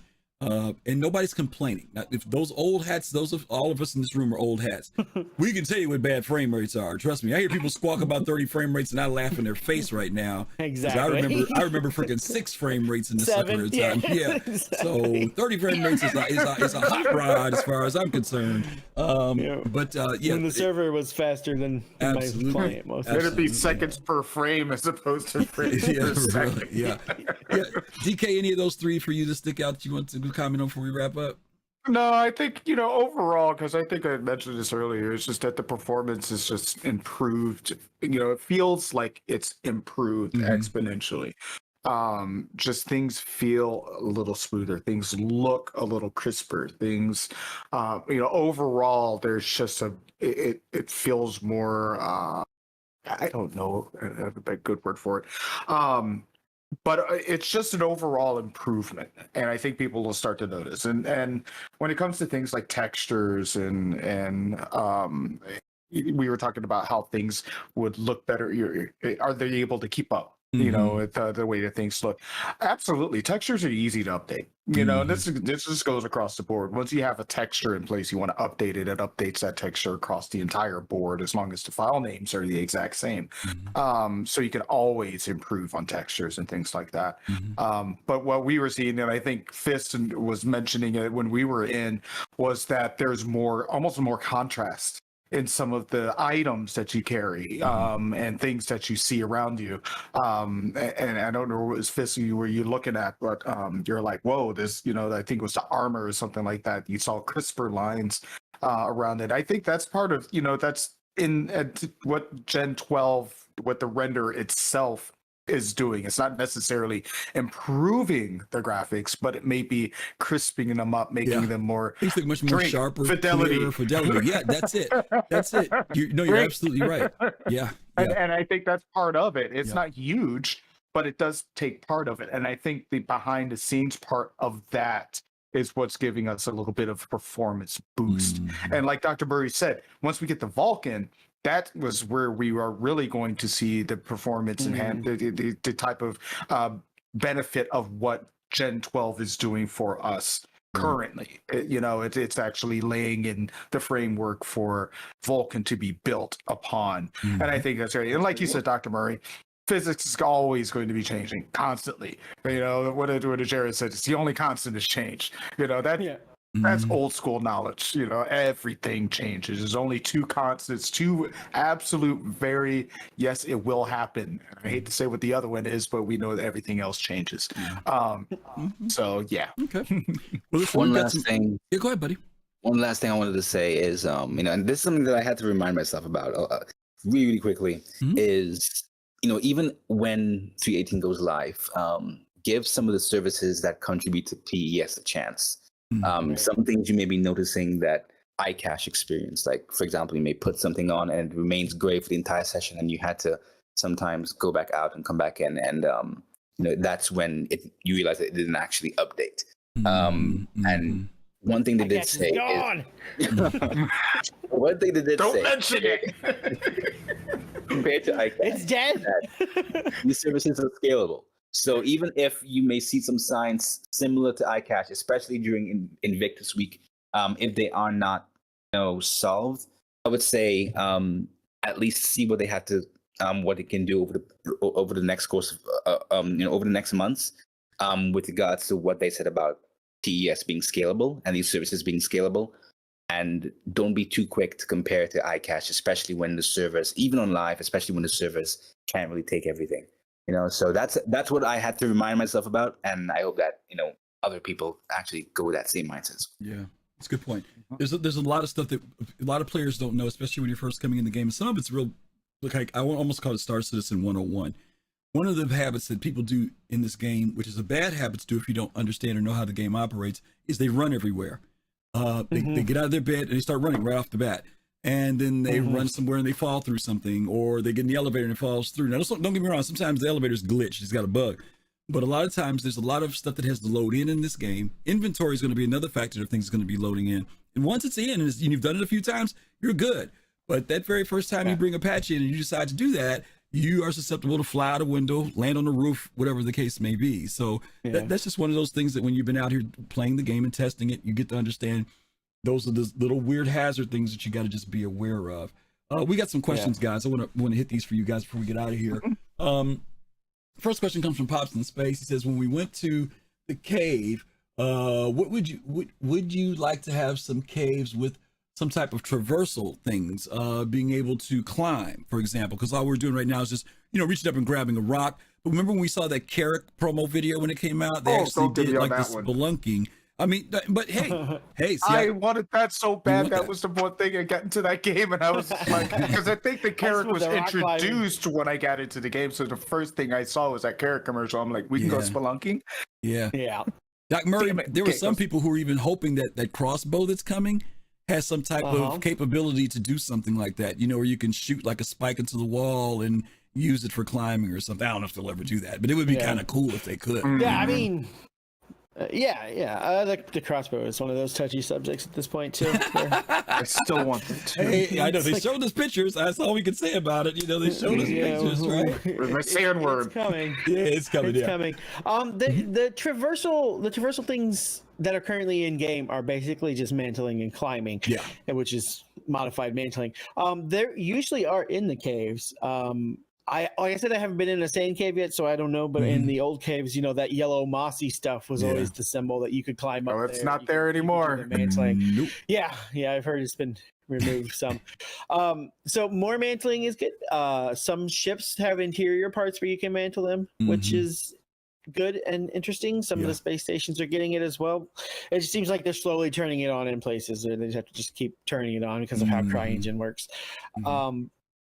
Running in spaceships is always a no-no, like we said earlier. And it's always funny when you see people who are just always in their starter ships, their Auroras and their Mustangs and stuff, and they come and they get on like on a Carrick and they just run, or even the Constellation back when it was the biggest ship there was. People start sprinting and they just like fall completely through the ship or strafe into the outboards. All at once. Well, some of us remember when you were just standing still and you flew out of your ship too. So we won't even go down that road, okay? But as to the caves, I would like to see more traversal things in the sand caves if there's not much. But in some ways, though, the traversal was kind of over relied on in the older caves to make them more interesting, have a more unquote. interesting feeling. Yeah, so they kind of overused it, I think, in some ways. So we got another question here from Jaja. This is a good one. With 3.18 ship claims always returning stock ships, how do you think CIG will handle insurance fraud, such as selling all your ship components and then claiming another ship? You know, I'm gonna touch on this. Bug. Yeah, it is a bug, and I was gonna say just for time's sake, Jod. The insurance thing is a big monster that CIG has talked about that they know they have to figure out. Fraud for claiming because of salvage, fraud for claiming because of detonation and self-destruction. There's a lot of elements that they want to build in some things because they've told us that there is a way that you can do certain things in the game and lose your insurance, that your insurance will no longer cover you because of abuse, just like in real life. So if you put in too many claims for something, they may raise your amount that you have to pay for insurance in the future. Instead of paying this price, now you're paying some exorbitant amount of money because you have done insurance fraud one too many times.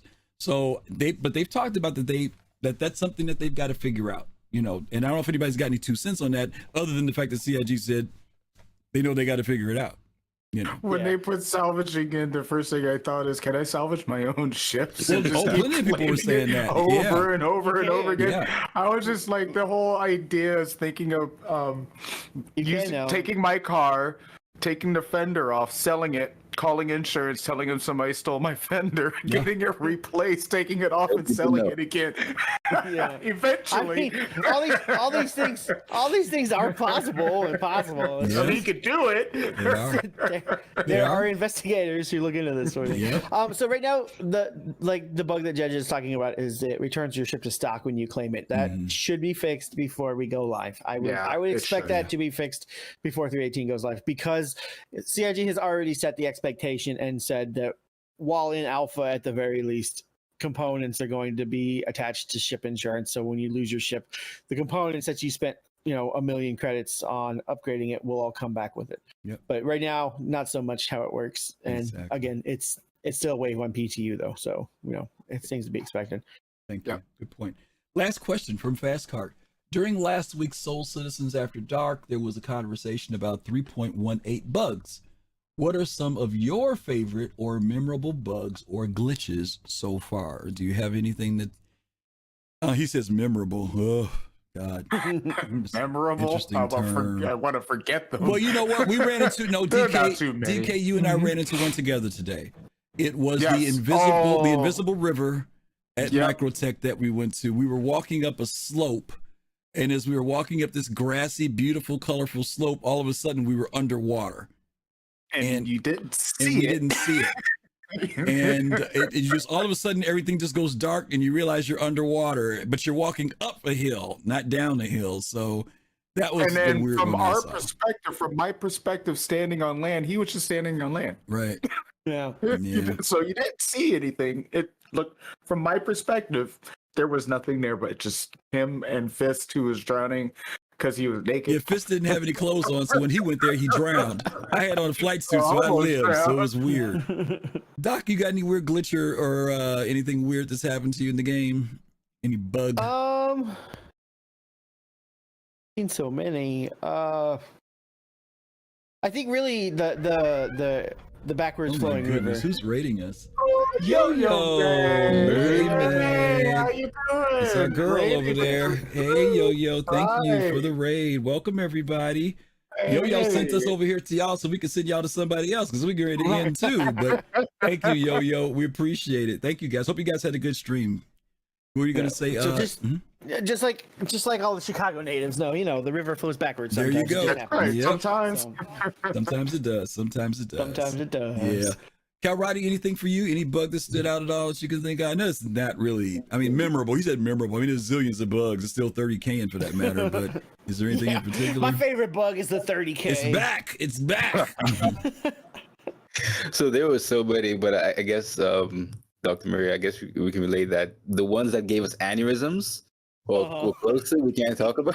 Oh, okay. But the ones that actually we could talk about, there was one that actually happened recently that was connected to the ship bed logout, because I was a very smart individual and decided to spawn my ship and I bedlogged in the hangar to find out what would happen.